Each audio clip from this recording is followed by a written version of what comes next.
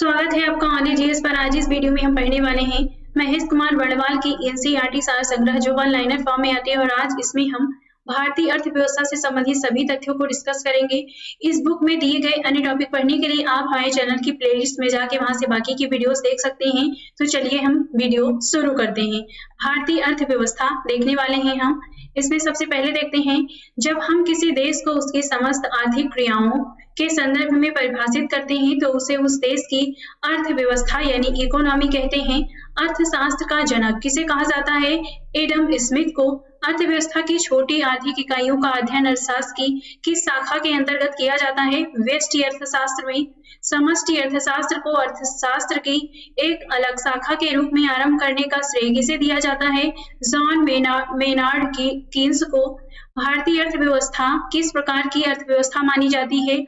विकासशील अर्थव्यवस्था। भारतीय अर्थव्यवस्था की मुख्य विशेषताएं क्या हैं? कृषि की प्रधानता, प्रति व्यक्ति न्यूनतम आय तथा बढ़ती बेरोजगारी। भारत की अर्थव्यवस्था मिश्रित अर्थव्यवस्था है जिसमें सार्वजनिक एवं निजी क्षेत्र मिलजुल कर कार्य करते हैं। इस अर्थव्यवस्था में पूंजीवादी एवं समाजवादी दोनों अर्थव्यवस्थाओं की विशेषताएं पाई जाती हैं। मिश्रित अर्थव्यवस्था की संकल्पना किस अर्थशास्त्री के विचारों से प्रेरित थी? जॉन मेनार्ड कीन्स के। बंद अर्थव्यवस्था क्लोज इकोनॉमी से क्या आशय है? आयात निर्यात गतिविधियां न होना। अब देखते हैं अर्थव्यवस्था के क्षेत्रक। इसमें 3 क्षेत्र हैं, प्राथमिक क्षेत्रक, द्वितीयक क्षेत्रक और तृतीयक क्षेत्रक। पहले देखते हैं प्राथमिक क्षेत्रक। इसके अंतर्गत कृषि एवं कृषि से संबद्ध गतिविधियां आती हैं जैसे कृषि, वानिकी, मत्स्यन, खनन, उत्खनन। दूसरा है औद्योगिक क्षेत्र। द्वितीयक क्षेत्रक के अंतर्गत इसमें आता है निर्माण, विनिर्माण, विद्युत, गैस एवं जलापूर्ति।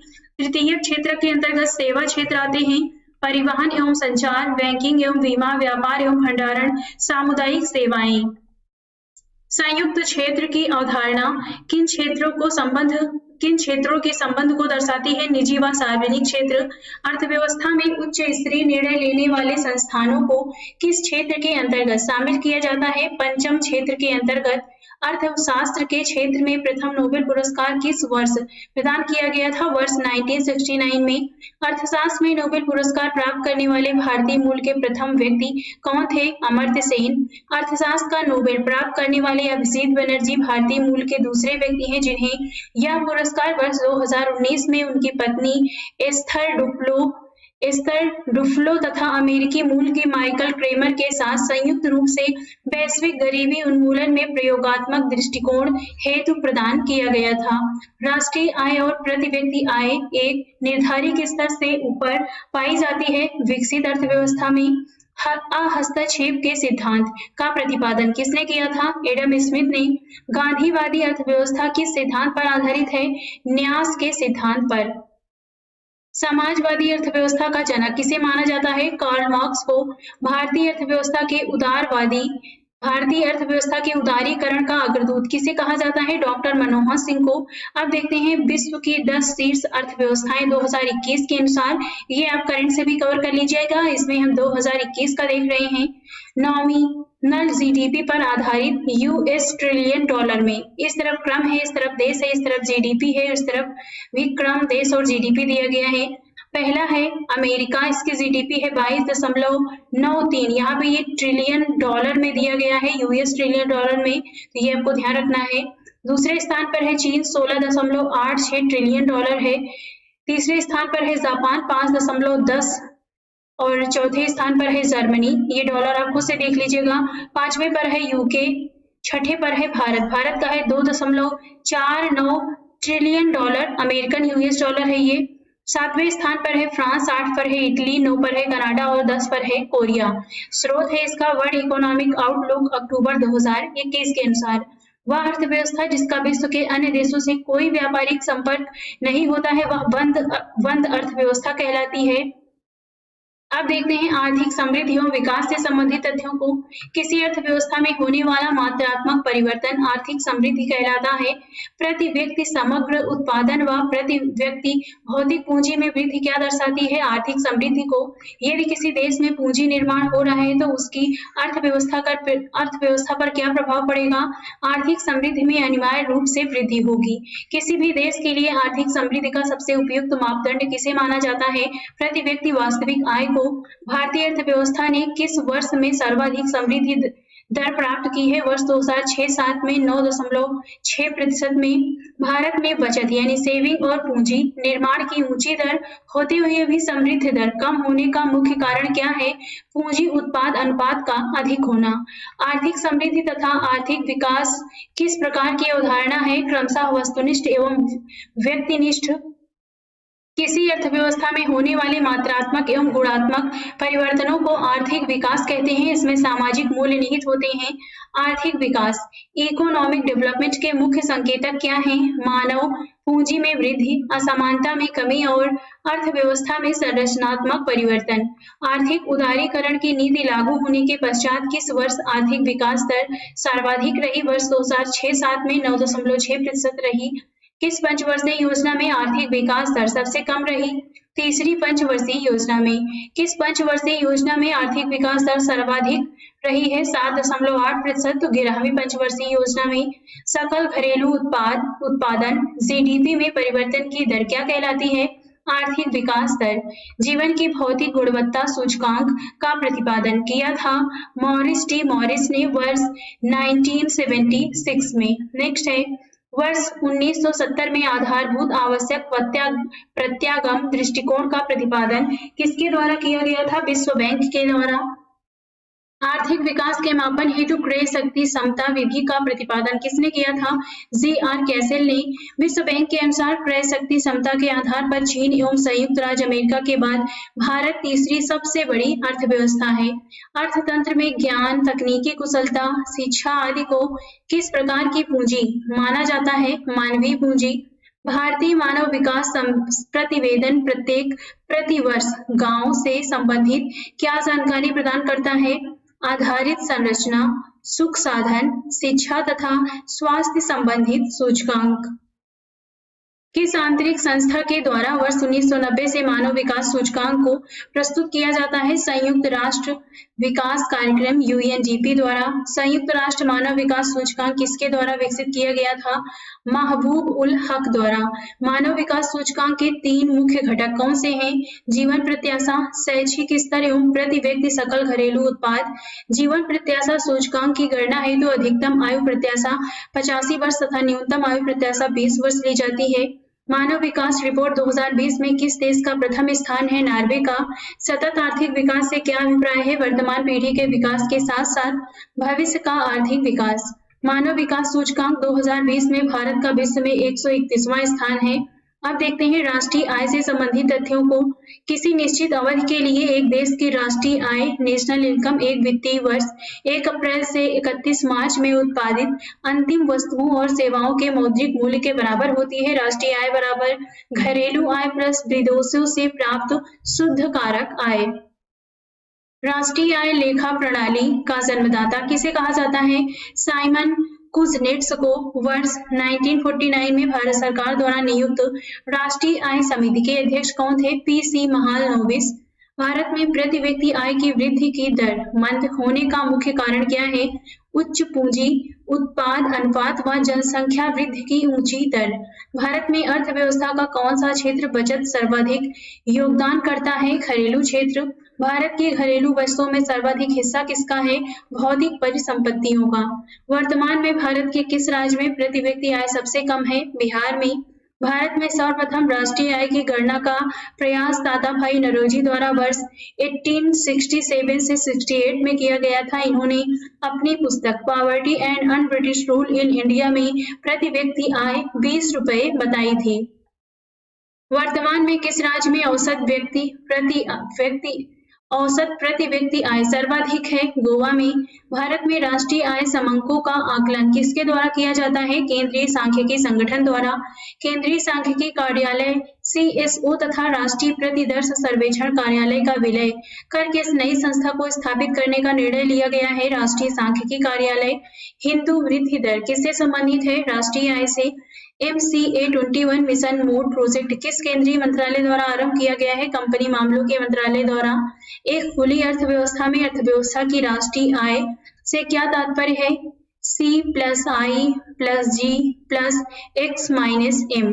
घरेलू सकल घरेलू उत्पाद GDP बराबर, यहाँ पर हम देखते हैं इस चार्ट में, उपभोग प्लस सकल निवेश प्लस सरकारी व्यय निर्यात माइनस आयात, जहां पर C बराबर कंज्यूमशन, I बराबर ग्रॉस इन्वेस्टमेंट, G बराबर गवर्नमेंट स्पेंडिंग, X बराबर एक्सपोर्ट और M बराबर इंपोर्ट।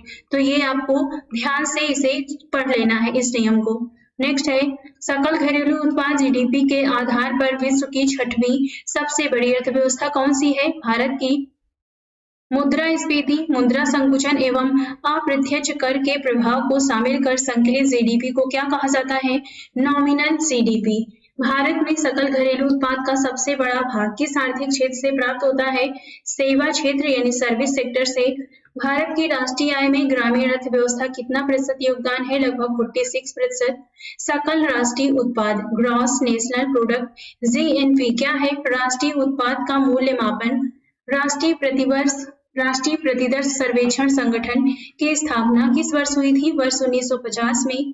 राष्ट्रीय सांख्यिकी आयोग की स्थापना किस समिति की अनुशंसा पर स्वीकार की गई थी? C रंगराजन समिति की। GDP आंकड़ों में आधार वर्ष 2004-05 को बदलकर कौन सा नया आधार वर्ष कर दिया गया है? वर्ष 2011-12। केंद्रीय सांख्यिकी कार्यालय द्वारा CSO द्वारा राष्ट्रीय आय की गणना के लिए आधार वर्ष 2011-12 से बदलकर वर्ष 2017-18 करने का प्रस्ताव है। PC महालनोबिस के जन्मदिन पर प्रतिवर्ष 29 जून को राष्ट्रीय सांख्यिकी दिवस मनाया जाता है। अब देखते हैं आर्थिक नियोजन इकोनॉमिक प्लानिंग से संबंधित तथ्यों को। आर्थिक नियोजन से अभिप्राय एक ऐसी प्रणाली से है जिसमें केंद्रीय संगठन एक निश्चित समयावधि के लिए लक्ष्यों का निर्धारण करता है और इन लक्ष्यों की प्राप्ति के लिए कार्यक्रमों एवं नीतियों का भी निर्धारण किया जाता है। भारत में आर्थिक नियोजन की पृष्ठभूमि किसने तैयार की थी? सर M विश्वेश्वरैया ने वर्ष 1934 में। वर्ष 1944 में गांधीवादी योजना किसने प्रतिपादित की थी? श्रीमन नारायण अग्रवाल ने। विकास का भारतीय मॉडल किसके हितों को सुरक्षा प्रदान करता है? व्यक्ति और राज्य दोनों के हितों को। राष्ट्रीय योजना समिति का गठन किसके द्वारा किया गया था? सुभाष चंद्र बोस के द्वारा। राष्ट्रीय विकास समिति का अध्यक्ष कौन होता है? भारत का प्रधानमंत्री। राष्ट्रीय विकास परिषद का गठन कब हुआ था? 6 अगस्त 1952 को। नियोजित विकास मॉडल को भारत में कब लागू किया गया था? 1 अप्रैल 1951 से। प्रथम पंचवर्षीय योजना किस योजना पर आधारित थी? हैराल्ड डोमर योजना पर। अखिल भारतीय खादी एवं ग्रामीण बोर्ड की स्थापना किस योजना के दौरान की गई थी? प्रथम योजना में। प्रथम पंचवर्षीय योजना की मुख्य प्राथमिकता क्या थी? कृषि का विकास करना। देश में समाजवादी समाज की स्थापना का संकल्प किस पंचवर्षीय योजना में लिया गया था? द्वितीय पंचवर्षीय योजना में। भारत में आर्थिक नियोजन की वास्तविक शुरुआत द्वितीय पंचवर्षीय योजना से हुई थी। इस योजना का वास्तुकार किसे माना जाता है? PC महालनोबिस को। भारत में अनवरत योजना किस अवधि में प्रभावी थी? वर्ष 1978 से 80 तक। किस पंचवर्षीय योजना में कृषि ने ऋणात्मक विकास प्रदर्शित किया था? तीसरी पंचवर्षीय योजना में। अनवरत योजना का प्रतिपादन गुन्नार मिर्डल द्वारा अपनी पुस्तक द एशियन ड्रामा में किया गया था। इसे भारत में लागू करने का श्रेय जनता पार्टी की सरकार तथा DT लकड़वाला को दिया जाता है। भारत में हरित क्रांति ग्रीन रिवॉल्यूशन की शुरुआत किस पंचवर्षीय योजना के दौरान हुई थी? तृतीय पंचवर्षीय योजना के दौरान। चतुर्थ पंचवर्षीय योजना किस मॉडल पर आधारित थी? DR गॉडगिल मॉडल पर। आर्थिक नियोजन के युग की प्रारंभ से भारत की सकल राष्ट्रीय आय में कृषि का हिस्सा निरंतर कम होता रहा है। किस पंचवर्षीय योजना में विकास केंद्र उपागम अपनाया गया था? चतुर्थ पंचवर्षीय योजना में। भारत में स्वपोषित विकास की संकल्पना सर्वप्रथम किस पंचवर्षीय योजना में अपनाई गई थी? चतुर्थ पंचवर्षीय योजना में। निर्धारित अवधि से 1 वर्ष पूर्व ही समाप्त होने वाली पंचवर्षीय योजना कौन सी थी? 5वीं पंचवर्षीय योजना। गरीबी हटाओ विषय वस्तु पर आधारित गरीबी उन्मूलन कार्यक्रमों को किस पंचवर्षीय योजना में प्रारंभ किया गया था? 5वीं पंचवर्षीय योजना में। छठी पंचवर्षीय योजना किस मॉडल पर आधारित थी? आगत निर्गत मॉडल। सामाजिक न्याय एवं समानता के साथ समृद्धि पर बल किस पंचवर्षीय योजना में दिया गया था? 7वीं पंचवर्षीय योजना में। 20 सूत्रीय आर्थिक कार्यक्रम का शुभारंभ किस वर्ष किया गया था? वर्ष 1975 में। नीति आयोग ने पंचवर्षीय योजनाओं के स्थान पर 15 वर्षीय दृष्टि पत्र, 7 वर्षीय रणनीति एवं 3 वर्षीय कार्य एजेंडा लागू करने का निर्णय लिया है। 7 वर्षीय पंचवर्षीय योजना में IRDP integrated rural development programme के अंतर्गत क्या रणनीति अपनाई गई थी? संपूर्ण परिवार के अंगीकरण का। भारतीय संविधान में आर्थिक तथा सामाजिक नियोजन को 7वीं अनुसूची की समवर्ती सूची का विषय बनाया गया है। अब देखते हैं भारत की पंचवर्षीय योजनाओं के बारे में। इस तरफ योजना और अवधि दी गई है, इस तरफ उसके मुख्य उद्देश्य हैं। प्रथम योजना 1 अप्रैल 1951 से 31 मार्च 1956 के मध्य लागू की गई। इसका मुख्य उद्देश्य था कृषि उत्पादन में वृद्धि, उत्पादन, आय तथा धन का समान वितरण। दूसरी योजना 1 अप्रैल 1956 से 31 मार्च 1961 के मध्य लागू की गई। इसका उद्देश्य है औद्योगिक उत्पादन में वृद्धि, भारी उद्योगों का विकास। तीसरी योजना 1 अप्रैल 1961 से लेकर 31 मार्च 1966 के मध्य लागू की गई। इसका प्रमुख उद्देश्य है खाद्यान्न के उत्पादन में आत्मनिर्भरता, असमानता में कमी लाना, रोजगार के अवसरों में वृद्धि करना। 3 एक वर्षीय योजनाएं 1 अप्रैल 1966 से 31 मार्च 1969 के मध्य रही हैं। नेक्स्ट है चौथी योजना 1 अप्रैल 1969 से 31 मार्च 1974 के मध्य रही है। ये है, इसका उद्देश्य है विकास की प्रक्रिया को तीव्र करना, कीमत स्थिरता, सामाजिक समानता स्थापित करना। 5वीं योजना, इसका समय है 1 अप्रैल 1974 से 31 मार्च 1979 के मध्य। इसका उद्देश्य है जीवन स्तर को ऊंचा उठाना, विशेषकर समाज के कमजोर वर्गों का, और दूसरा है गरीबी उन्मूलन तथा आत्मनिर्भरता। वार्षिक योजना 1 अप्रैल 1979 से लेकर 31 मार्च 1980 के मध्य रही है। नेक्स्ट है छठी योजना, इसका समय है 1 अप्रैल 1980 से 31 मार्च 1985 के मध्य। इसका उद्देश्य है निर्धनता का उन्मूलन करना, समानता में कमी लाना, आर्थिक आधारित संरचना का विकास करना। नेक्स्ट है 7वीं योजना 1 अप्रैल 1985 से लेकर 31 मार्च 1990 के मध्य। इसका समय है, इसका उद्देश्य है रोजगार के नए अवसर सृजित करना, कृषि उत्पादकता में वृद्धि करना। 2 एक वर्षीय योजनाएं 1 अप्रैल 1990 से 31 मार्च 1992 के मध्य रही हैं। नेक्स्ट है 8वीं योजना अप्रैल 1992 से लेकर 31 मार्च 1997 के मध्य रही है। इसका उद्देश्य है शताब्दी के अंत तक मानव शक्ति का पूर्ण उपयोग, प्राथमिक शिक्षा को सर्वव्यापी बनाना तथा आधारित संरचनाओं को सुदृढ़ बनाना। नेक्स्ट है 9वीं योजना, इसका समय है 1 अप्रैल 1997 से 31 मार्च 2002 के मध्य, और इसका उद्देश्य है कृषि एवं ग्रामीण विकास, कीमत स्थिरता के साथ समृद्धि, जनसंख्या वृद्धि पर रोक लगाना। नेक्स्ट है 10वीं योजना 1 अप्रैल 2002 से लेकर 31 मार्च 2007 के मध्य रही है। इसका उद्देश्य है उपभोग के स्तर में वृद्धि तथा स्वास्थ्य एवं शिक्षा संबंधी सुविधाओं में सुधार लाकर जीवन की गुणवत्ता को बेहतर बनाना। नेक्स्ट है समावेशी समृद्धि द्वारा असमानताओं को कम करना। अगली योजना है 11वीं योजना, इसका समय है 1 अप्रैल 2007 से 31 मार्च 2012 के मध्य, और इसका उद्देश्य है बहुमुखी लक्ष्य जिसमें न केवल विकास बल्कि निर्धनता कम करना भी शामिल है, शिक्षा की गुणवत्ता एवं सामाजिक स्वास्थ्य सेवाओं में सुधार करना, द्वितीय हरित क्रांति के लिए रणनीति, उच्च कोटि के रोजगार का सृजन करना, पर्यावरण का संरक्षण करना। 12वीं योजना है 1 अप्रैल 2012 से 31 मार्च 2017 के मध्य। इसका उद्देश्य है तीव्र, सतत एवं अधिक समावेशी विकास तथा सकल घरेलू उत्पाद में 8% की वृद्धि दर। जॉन डब्ल्यू मिलर मॉडल पर कौन सी पंचवर्षीय योजना आधारित थी? तो ये है 7वीं मानव विकास के सारे विकास प्रयासों का सार तत्व किस पंचवर्षीय योजना को माना गया है? 8वीं पंचवर्षीय योजना को। भारत में आर्थिक नियोजन की अवधि के दौरान कितनी बार योजना अवकाश यानी प्लॉन हॉलीडे लाया गया था? 3 बार। महिला अंश योजना किस पंचवर्षीय योजना से आरंभ की गई थी? 9वीं पंचवर्षीय योजना से। सर्व शिक्षा अभियान की शुरुआत किस पंचवर्षीय योजना के आरंभिक वर्षों में हुई थी? 10वीं पंचवर्षीय योजना। 11वीं पंचवर्षीय योजना का उद्देश्य क्या था? तीव्रतर एवं समावेशी विकास। 11वीं पंचवर्षीय योजना में शिक्षा से संबंधित विषय वस्तु क्या थी? अनिवार्य प्रारंभिक शिक्षा। 12वीं पंचवर्षीय योजना का मुख्य उद्देश्य क्या था? तीव्रतर, धारणी और अधिक समावेशी विकास। 6ठी पंचवर्षीय योजना में वर्ष 1982 में नाबार्ड तथा एक्सिम बैंक की स्थापना की गई थी। अब देखते हैं मुद्रा एवं बैंकिंग प्रणाली से संबंधित तथ्यों को। पहला है, कोई भी वस्तु जो सभी प्रकार के आर्थिक व्यवहारों जिसमें ऋण भी सम्मिलित है को पूरा करने में तथा भुगतान के माध्यम के रूप में सामान्यतः स्वीकार करती है उसे मुद्रा यानी मनी कहते हैं। भारत में सर्वप्रथम कागजी मुद्रा पेपर मनी की शुरुआत किस वर्ष की गई थी? वर्ष 1862 में।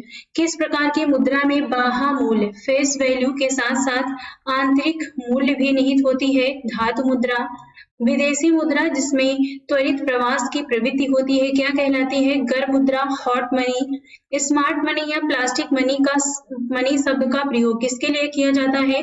क्रेडिट डेबिट कार्ड के लिए।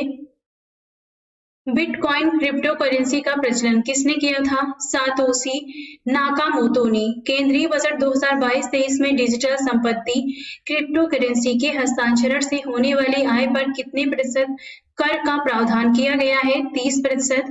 भारतीय रुपया वर्ष 1957 तक 16 आनों में विभाजित था। इसके पश्चात दार्शनिक मुद्रा प्रणाली अपनाई गई और 1 रुपए को 100 समान पैसों में बांटा गया।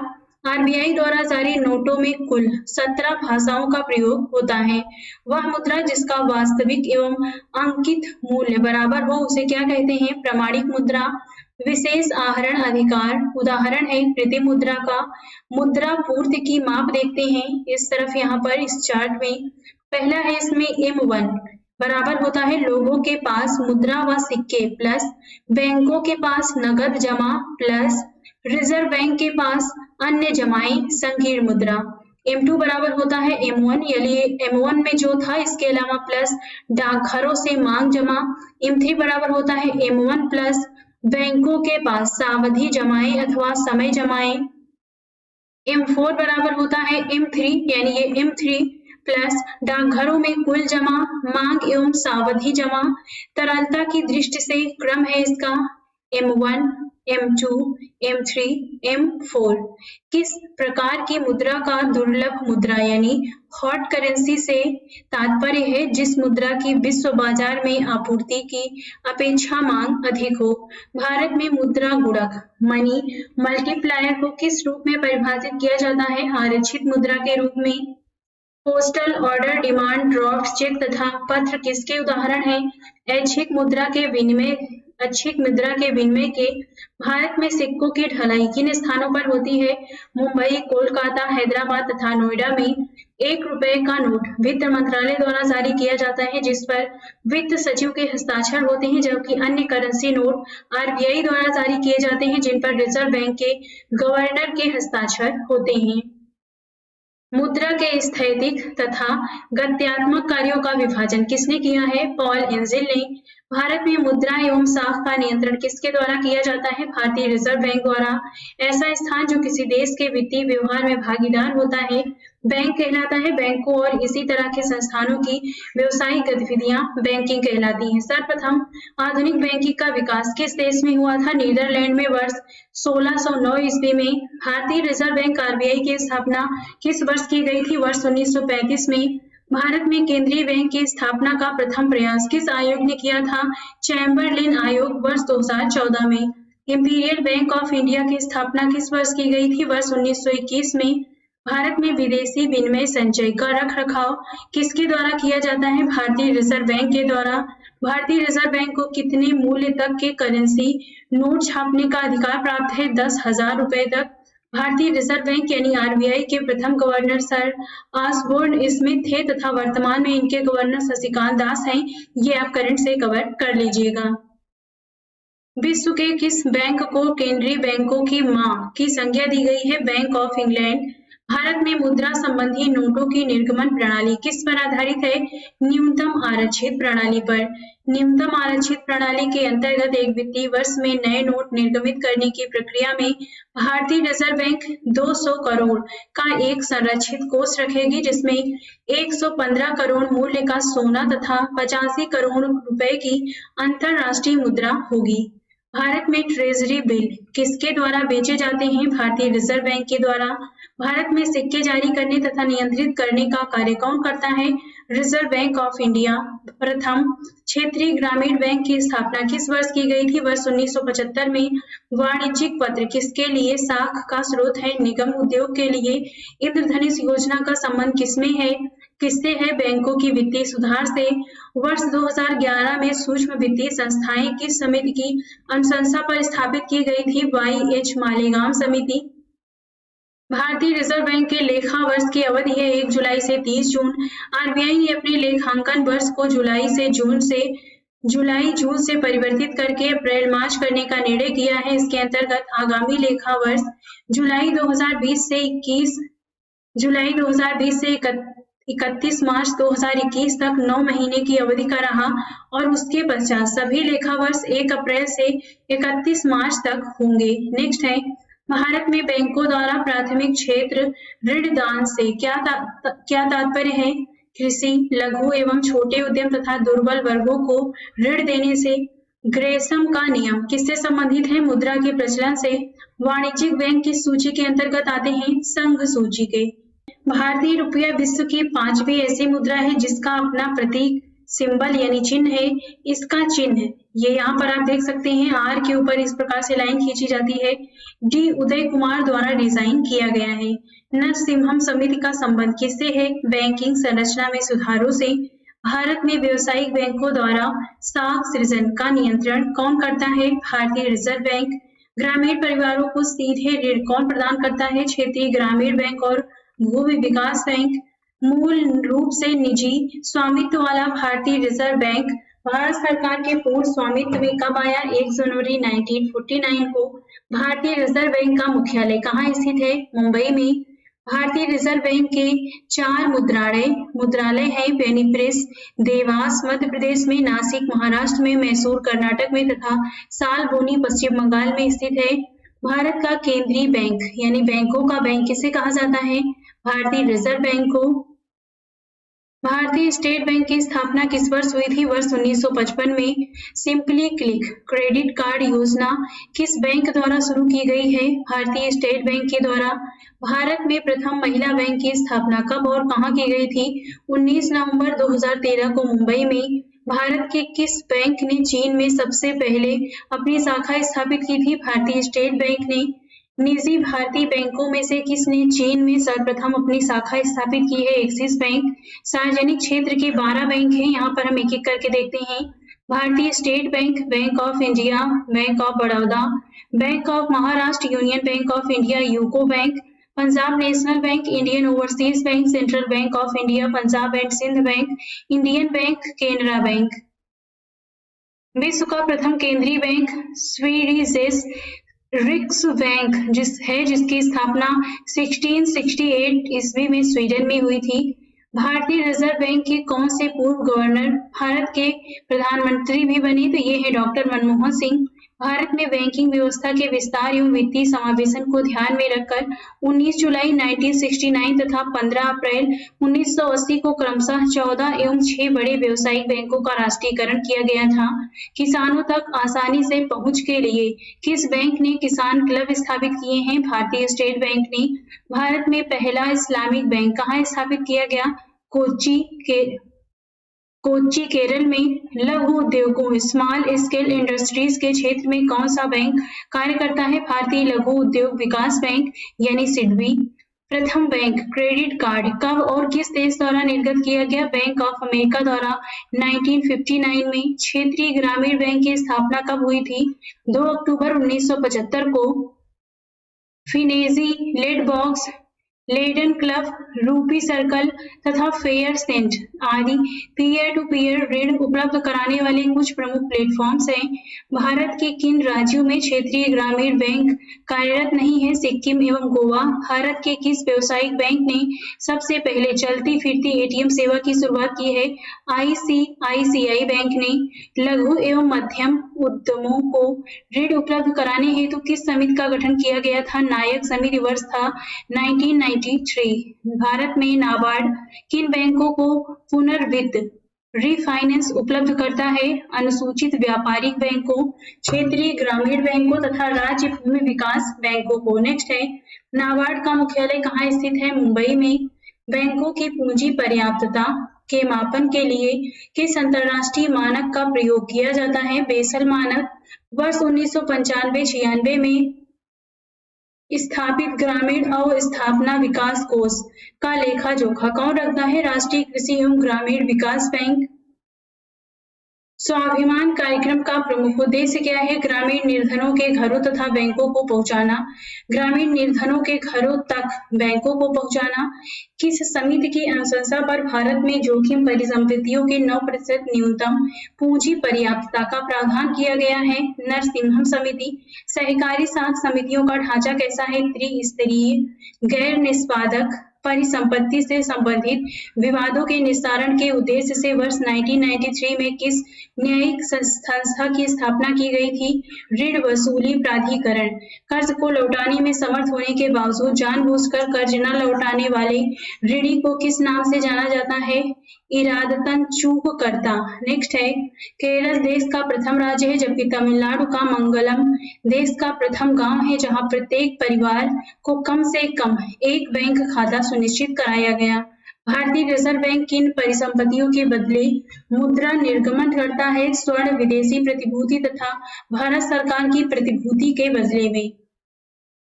वर्ष 1920 में प्रथम भूमि विकास बैंक की स्थापना कहाँ की गई थी? झाग, पंजाब में। बैंकों की जमा राशियां बढ़ने पर मुद्रा आपूर्ति पर क्या प्रभाव पड़ता है? मुद्रा आपूर्ति बढ़ती है। भारतीय स्टेट बैंक की स्थापना किस समिति की संस्तुति पर हुई थी? A.G. गोड़ावाले समिति। वर्ष 1952। केंद्रीय बैंक का सर्वाधिक महत्वपूर्ण कार्य कौन सा है? देश में पत्र मुद्रा पेपर करेंसी का निर्गमन करना। असंगठित क्षेत्र की आश्रितता को कम करने के लिए नाबार्ड द्वारा कौन सा कार्यक्रम चलाया गया? स्वयं सहायता समूह। गुजरात में सेल्फ एम्प्लॉयड वुमेन एसोसिएशन और केरल में कुदुम्बश्री जैसे स्वयं सहायता समूह सूक्ष्म वित्त पोषण तथा उद्यम प्रशिक्षण हेतु स्थापित किए गए हैं। शिवरमन सिंह समिति की अनुशंसा पर वर्ष 1982 में राष्ट्रीय कृषि एवं ग्रामीण विकास बैंक की स्थापना की गई थी। अब देखते हैं मुद्रास्फीति एवं मौद्रिक नीति से संबंधित तथ्यों को। वह स्थिति जब निश्चित समयावधि में अधिकांश वस्तुओं एवं सेवाओं के मूल्यों में सामान्य स्तर से अधिक वृद्धि होने लगती है तो उसे मुद्रास्फीति यानी इन्फ्लेशन कहते हैं। वस्तु की मांग बढ़ती है प्लस वस्तु की आपूर्ति घटती है तब होता है वस्तु की कीमत में वृद्धि यानी मुद्रास्फीति होती है। भारत में मुद्रास्फीति दर की माप किस आधार पर की जाती है? उपभोक्ता मूल्य सूचकांक, थोक मूल्य सूचकांक तथा श्रमिकों के जीवन निर्वाह सूचकांक के आधार पर। औद्योगिक कर्मचारियों के लिए उपभोक्ता कीमत सूचकांक कौन जारी करता है? श्रम ब्यूरो। औद्योगिक उत्पादक सूचकांक का आधार वर्ष क्या है? वर्ष 2011-12। मुद्रास्फीति के कारण अर्थव्यवस्था में क्या परिवर्तन आते हैं? वस्तुओं के मूल्य में वृद्धि होती है तथा मुद्रा के मूल्य में कमी आती है। फिलिप्स वर्ग क्या दर्शाता है? मुद्रास्फीति एवं बेरोजगारी दर के मध्य के संबंध को। अप्रैल 2014 से पहले थोक मूल्य सूचकांक WPI भारतीय रिजर्व बैंक द्वारा भारतीय मौद्रिक नीतियों का निर्धारण मानक था। उर्जित पटेल समिति की सिफारिशों के पश्चात इसे बदलकर उपभोक्ता मूल्य सूचकांक यानी CPI कर दिया गया है। वाणिज्यिक बैंक यानी कॉमर्शियल बैंक सरकार को किस माध्यम से उधार देता है? सांविधिक तरलता अनुपात के माध्यम से SLR। भारत में व्यापारिक बैंकों की देनदारियों में सबसे महत्वपूर्ण अंश किसका है? सावधि जमाएं यानी फिक्स्ड डिपॉजिट्स का। यहाँ पर दिया गया है प्रमुख समूह, वस्तुओं की संख्या और भारांश। 2004-5 है, इस तरफ 2011-12, इधर इस तरफ भारांश 2004-5 का और भारांश 2011-12 का। तो ये चित्र, ये चार्ट आपको स्वयं से पढ़ना है, ये आप स्वयं से पढ़ लीजिएगा। नेक्स्ट है वह स्थिति जब मुद्रास्फीति यानी इन्फ्लेशन एक मुद्रा संकुचन की अवस्था साथ साथ उपस्थित हो तो उसे क्या कहते हैं? इसे कहते हैं स्क्यूफ्लेशन। मुद्रास्फीति एवं मंदी रिसेशन की एक साथ उपस्थिति क्या दर्शाती है? गतिहीन स्फीति को, स्टैगफ्लेशन को। ऋण की सीमाओं में परिवर्तन करना साख नियंत्रण की किस रीति के प्रयोग द्वारा संभव है? गुणात्मक साख नियंत्रण। और स्फीति के कारण बाजार पर क्या प्रभाव पड़ता है? वस्तुओं एवं सेवाओं के सामान्य कीमत स्तर में सतत गिरावट। भारत सरकार द्वारा प्रत्येक 5 वर्ष में एक बार मुद्रास्फीति लक्ष्य निर्धारित करने का प्रावधान किया गया है। इस लक्ष्य के तहत 5 अगस्त 2016 से 31 मार्च 2021 तक की अवधि के लिए 4% उपभोक्ता मूल्य सूचकांक निर्धारित किया गया है, जिसमें +2 या फिर -2% अर्थात अधिकतम 6% और न्यूनतम 2% का उतार चढ़ाव हो सकता है। मुद्रास्फीति के इस लक्ष्य को भारतीय रिजर्व बैंक अधिनियम 1934 के अंतर्गत 1 अप्रैल 2021 से 31 मार्च 2026 तक की अवधि के लिए पिछले 5 वर्षों के समान स्तर पर रखा गया है। स्थायी मुद्रास्फीति कोर इन्फ्लेशन की गणना में शामिल नहीं किया जाता है। खाद्य पदार्थ तथा ईंधन घटकों को मौद्रिक नीतियों की समीक्षा कितने अंतराल पर की जाती है? प्रत्येक 2 माह के उपरांत। नकद आरक्षित अनुपात और खुला बाजार कार्रवाई साधन है मौद्रिक नीति का निर्माण भारत में किसके द्वारा किया जाता है? भारतीय रिजर्व बैंक आरबीआई द्वारा।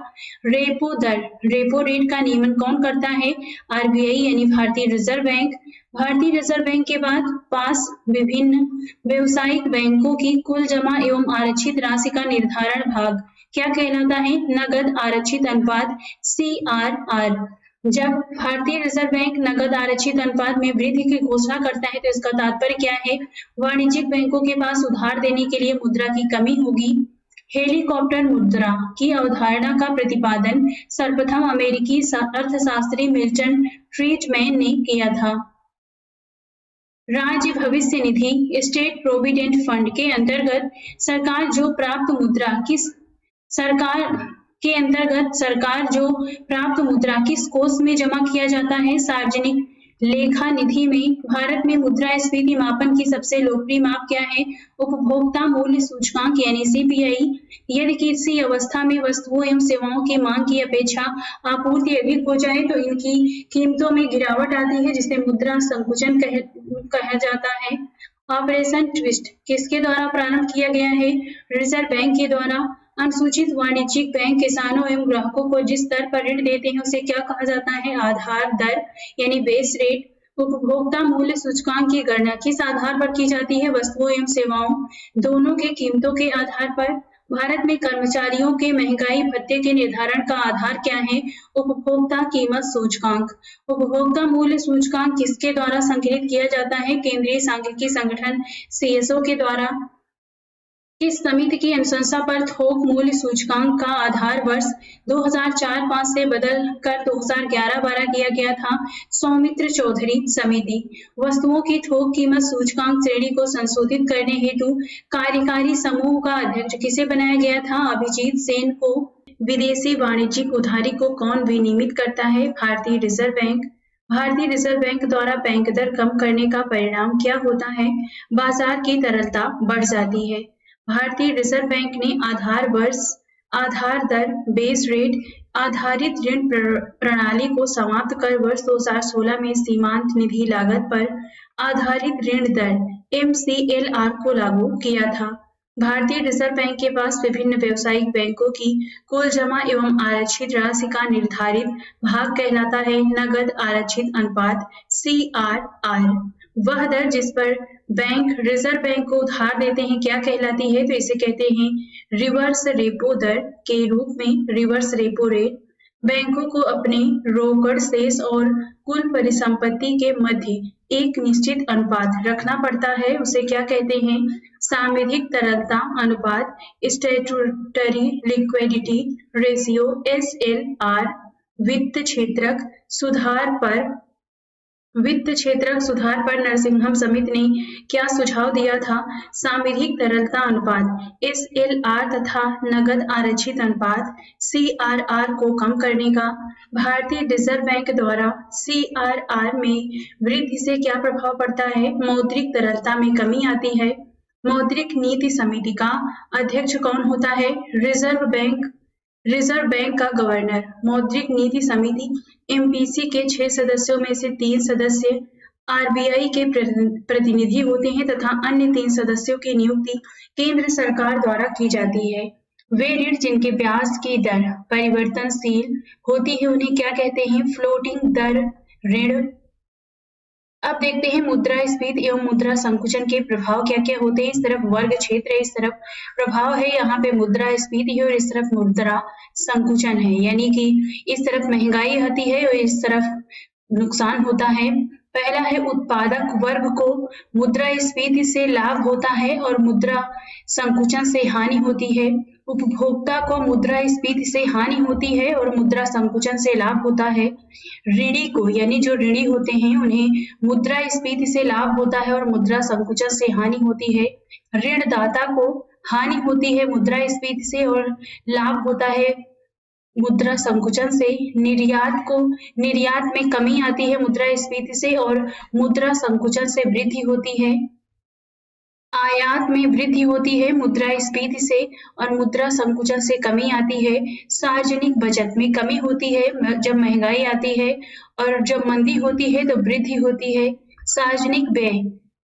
सार्वजनिक व्यय में वृद्धि होती है मुद्रास्फीति से और मुद्रा संकुचन में कमी आती है।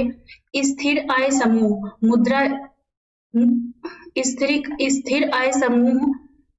आय समूह में हानि होती है मुद्रास्फीति में और मुद्रा संकुचन से लाभ होता है। परिवर्तनशील आय समूह, इसमें लाभ होता है मुद्रास्फीति से और हानि होती है मुद्रा संकुचन से। व्यापारी वर्ग को मुद्रास्फीति से लाभ होती है और मुद्रा संकुचन से हानि होती है। पेंशन भोगी वर्ग को हानि होती है मुद्रास्फीति से और लाभ होता है मुद्रा संकुचन से।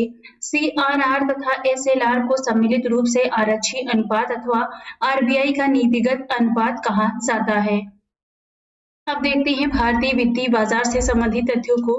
ऐसी संस्थागत व्यवस्था जिसमें क्रेता एवं विक्रेता नियमित रूप से वित्त का विनिमय करते हैं वित्तीय बाजार कहलाती है।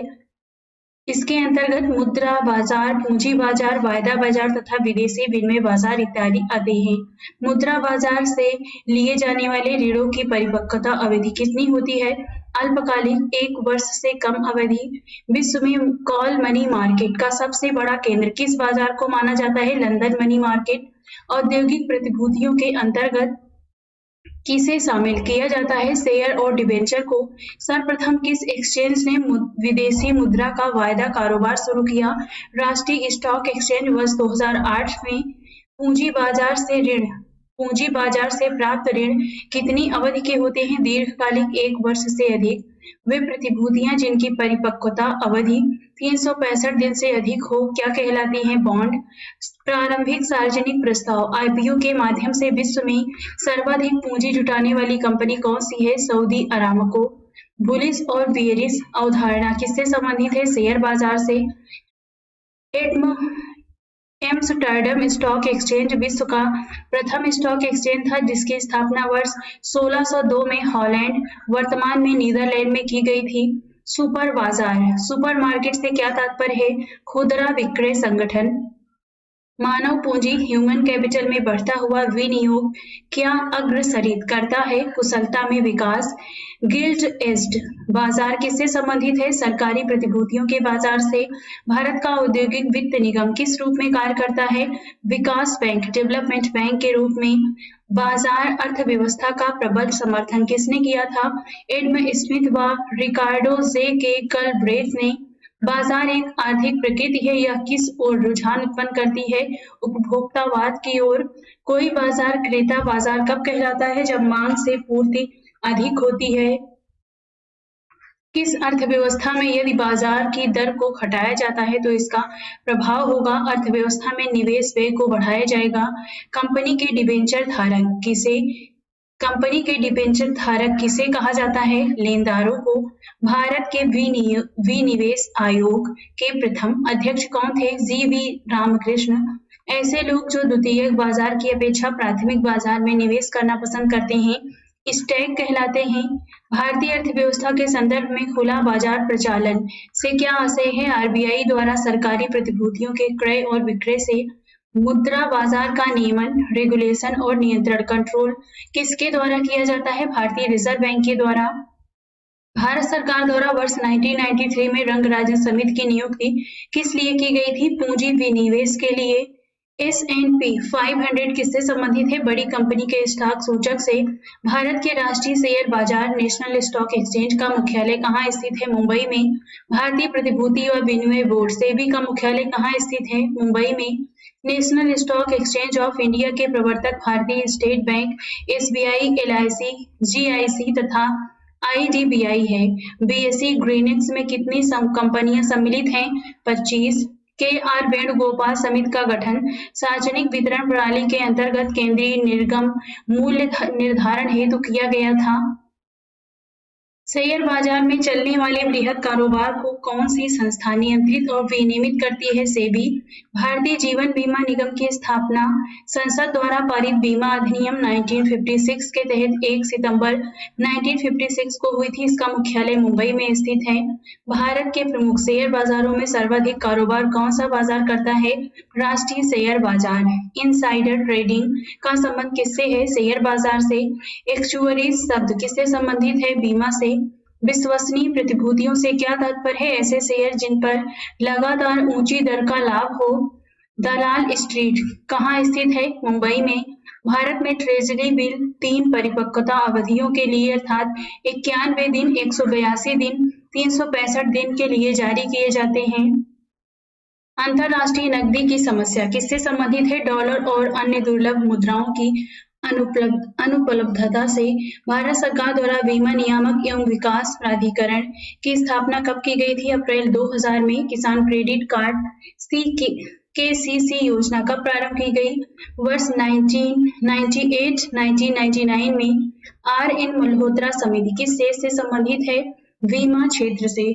साख निर्धारण के संबंध में भारत की सबसे पुरानी क्रेडिट रेटिंग संस्था कौन सी है? क्रिसिल। वर्ष 1987।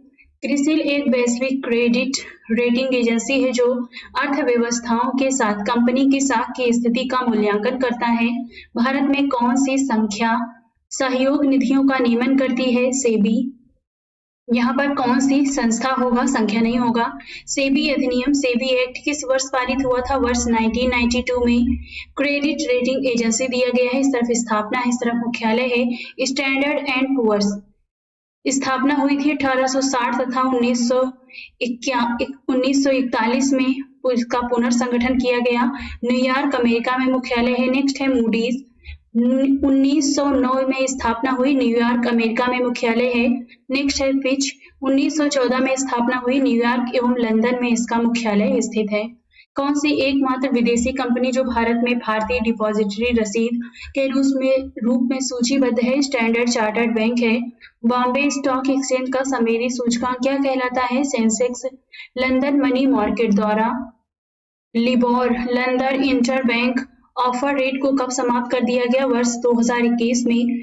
लिबोर को समाप्त कर इसके स्थान पर मुख्यतः SOFR secured overnight financing rate का प्रयोग किया जा रहा है। ISO 9001/2000 प्रमाण पत्र प्राप्त करने वाला भारत का पहला एवं विश्व का दूसरा स्टॉक एक्सचेंज कौन सा है? Bombay stock exchange BSE। सरकार ने बीमा व्यवसाय के नियमन के लिए किसका संगठन किया है? बीमा नियामक एवं विकास प्राधिकरण EDAI का गठन किस समिति की सिफारिशों के आधार पर किया गया था? मल्होत्रा समिति। भारतीय पूंजी बाजार घोटालों की पुनरावृत्ति को रोकने के लिए भारत सरकार ने किसे नियामक शक्तियां सौंपी हैं? सेबी को। निक्की किससे संबंधित है? टोक्यो जापान स्टॉक एक्सचेंज में अंश मूल्य सूचकांक से। अब देखते हैं विश्व के प्रमुख संवेदी सूचकांक। इस तरफ देश है, यहाँ पे संवेदी सूचकांक है, यहाँ पर देश है, इस तरफ संवेदी सूचकांक है। पहला है संयुक्त राज्य अमेरिका का नॉस्डॉक, ब्राजील का बोवेस्पा, ऑस्ट्रेलिया का ऑल ऑर्डिनरीज, दक्षिण कोरिया का कोस्पी, चीन का संघाई कंपोजिट, सिंगापुर का स्ट्रेट्स टाइम्स, फ्रांस का है CAC, जर्मनी का डेक्स DAX, इटली का MIBTEL, जापान का है निक्की NIKKEI, हांगकांग का होंग सेंग, ब्रिटेन का FTSE। ये आपको सभी ध्यान से पढ़ लेनी है। पूंजी बाजार तथा उद्योग जगत में प्रतिष्ठित एवं बड़ी कंपनियों को ब्लू चिप कंपनी कहा जाता है। अब देखते हैं टैक्स स्ट्रक्चर, कर संरचना से संबंधित तथ्यों को। पहला है नागरिकों को विभिन्न प्रकार की सेवाएं एवं सुविधाएं प्रदान करने के बदले सरकार द्वारा नागरिकों से जो शुल्क लिया जाता है उसे कर यानी टैक्स कहा जाता है। भारत में आयकर सर्वप्रथम कब लागू किया गया था? 24 जुलाई 1860 को। भारत में प्रत्येक वर्ष 24 जुलाई को आयकर दिवस मनाया जाता है। सरकार की आय के 3 सबसे बड़े स्रोत कौन से हैं? वस्तु एवं सेवा कर 15%, आयकर 14% तथा निगम कर 13% है। सरकारी व्यय को नियंत्रित करने वाला मंत्रालय कौन सा है? वित्त मंत्रालय। कृषि आय कर सबसे पहले कहां और कब लगाया गया था? बिहार में वर्ष 1938 में। शराब पर उत्पाद कर एक्साइज ड्यूटी किसके द्वारा लगाया जाता है? राज्य सरकार द्वारा। संशोधित मूल्य वर्धित कर रिवाइज्ड वैल्यू एडेड टैक्स का संबंध किससे है? उत्पाद कर से। किसी कर के लगाए जाने के पश्चात इसका वास्तविक भुगतान जिस बिंदु पर होता है वह क्या कहलाता है? कराघात, इम्पैक्ट ऑफ टैक्स। भारत में सबसे पहले मूल्य वर्धित कर वैल्यू एडेड टैक्स लागू करने वाला राज्य कौन सा है? हरियाणा। वर्ष 2005 में लागू किया था। भारत सरकार के बजट में न्यूनतम वैकल्पिक कर मैट का समावेश कब किया गया था? वर्ष 1996-97 में। सरकार ने आर्थिक विकास, निवेश तथा रोजगार सृजन को बढ़ावा देने के उद्देश्य से सितंबर 2019 में कंपनियों के लिए निगम कर की आधार दर 30% से घटाकर 22% कर दिया है। इसके अतिरिक्त इन कंपनियों को न्यूनतम वैकल्पिक कर MAT से छूट भी दे दी गई है। संविधान के किस अनुच्छेद के अंतर्गत GST परिषद के गठन का प्रावधान किया गया है? अनुच्छेद 279A। वित्त आयोग किस प्रकार की संस्था है? अर्ध न्यायिक संस्था। कृषि जोत कर का सुझाव किस समिति ने और कब दिया था? KN राज समिति ने 1972 में। पेमेंट ऑफ ग्रेच्युटी एक्ट 1972 के अनुसार ग्रेच्युटी भुगतान की अधिकतम सीमा कितनी होती है? 10 लाख रुपए। भारत में आयकर इनकम टैक्स की शुरुआत किसने की थी? जेम्स विल्सन ने। वह कर जो क्रेता के लिए प्रत्यक्ष रूप से वस्तुओं के मूल्यों की वृद्धि नहीं करता क्या कहलाता है? आयकर, इनकम टैक्स। निगम कर, कारपोरेट टैक्स किस पर लगाया जाता है? घरेलू एवं विदेशी दोनों कंपनियों पर। अक्टूबर 2019 या उसके बाद स्थापित होने वाली तथा 31 मार्च 2023 से पहले उत्पादन शुरू करने वाली कंपनियों के लिए निगम कर की आधार दर 25% से घटाकर 15% कर दी गई है। बजट 2022-23 में इस अवधि को 1 वर्ष विस्तारित कर 31 मार्च 2024 कर दिया गया है। आयात एवं निर्यात पर लगाए जाने वाले कर को किस नाम से जाना जाता है? सीमा कर, कस्टम ड्यूटी के रूप में। आयकर अधिनियम की धारा 88 के अंतर्गत कर छूटों को समाप्त करने की अनुशंसा किस समिति ने की थी? केलकर समिति ने। भारतीय राष्ट्रीय राजमार्ग प्राधिकरण के वित्त का प्रमुख स्रोत क्या है? उपकर, सेस। किसी विशेष उद्देश्य की पूर्ति के लिए कर आधार पर लगाया गया अन्य कर उपकर यानी सेस कहलाता है। सेवा कर, बिक्री कर, उत्पाद शुल्क तथा सीमा शुल्क किस कर श्रेणी के अंतर्गत आते हैं? अप्रत्यक्ष कर। 15वें वित्त आयोग का अध्यक्ष किसे नियुक्त किया गया था? Doctor N.K. सिंह को। व्यक्तिगत रूप से तथा समाज के लिए हानिकारक वस्तुओं एवं सेवाओं पर लगाया जाने वाला कर क्या कहलाता है? सिन टैक्स, सिन कर कहलाता है। जब आय में वृद्धि होने के साथ उस पर लगने वाले कर की दर में भी वृद्धि हो तो उसे प्रगतिशील कर प्रणाली कहते हैं। पहली बार सेवा कर किस वर्ष शुरू किया गया था? वर्ष 1994-95 में। कर के ऊपर लगाया गया अतिरिक्त कर क्या कहलाता है? सरचार्ज, अधिभार कहलाता है। बजट 2022-23 में कारपोरेट सरचार्ज को 12% से घटाकर कितने प्रतिशत करने की घोषणा की गई? 7%। 15वें वित्त आयोग के अनुसार वितरण योग्य संसाधनों में राज्यों का हिस्सा कितने प्रतिशत होता है? 41%। 15वें वित्त आयोग ने केंद्र और राज्यों के बीच कर की हिस्सेदारी को 41% बनाए रखने की सिफारिश की है। यह राशि वर्तमान वितरण पूल के 42% के स्तर के ही समान है। इसमें जम्मू कश्मीर राज्य के विभाजन के पश्चात नए केंद्र शासित प्रदेशों की स्थिति के मद्देनजर 1% का आवश्यक समायोजन भी किया गया है। आर्थिक मंदी के दौरान सरकार द्वारा कौन से कार्य किए जा सकते हैं? कर दरों में कटौती करना तथा सरकारी व्यय को बढ़ाना। मूल्य वर्धित कर, वैल्यू एडेड टैक्स यानी वैट कहते हैं इसे, लागू करने वाला अंतिम राज्य कौन था? तो ये था उत्तर प्रदेश। भारतीय जीएसटी मॉडल किस देश के उपभोग वैट मॉडल पर आधारित है? कनाडा। किस देश ने सबसे पहले जीएसटी लागू किया था? फ्रांस ने वर्ष 1954 में। भारत में वस्तु एवं सेवा कर जीएसटी कब से लागू है? 1 जुलाई 2017 से। जीएसटी परिषद का अध्यक्ष केंद्रीय वित्त मंत्री होता है तथा केंद्रीय राज्य मंत्री एवं राज्यों के वित्त मंत्री यहाँ प्रतिनिधि जिन्हें नामित कर शामिल करें राज्य के रूप में शामिल होते हैं। काले धन को सफेद यानी वैध करने की प्रक्रिया क्या कहलाती है? Money laundering. वर्ष 2012 में मनी लॉन्ड्रिंग पर रोक लगाने के उद्देश्य से कौन सा नया टैक्स लगाया गया? Angel tax. कौन सा नियम कर चोरी करने वाले की पहचान करता है? गार, जनरल एंटी एवॉइडेंस रूल, गार GAAR। लेफर वक्र क्या प्रदर्शित करता है? कर से राजस्व की प्राप्ति और कर की दर के मध्य संबंध को। प्रत्यक्ष करों की प्रवृत्ति कैसी होती है? प्रगतिशील कर की।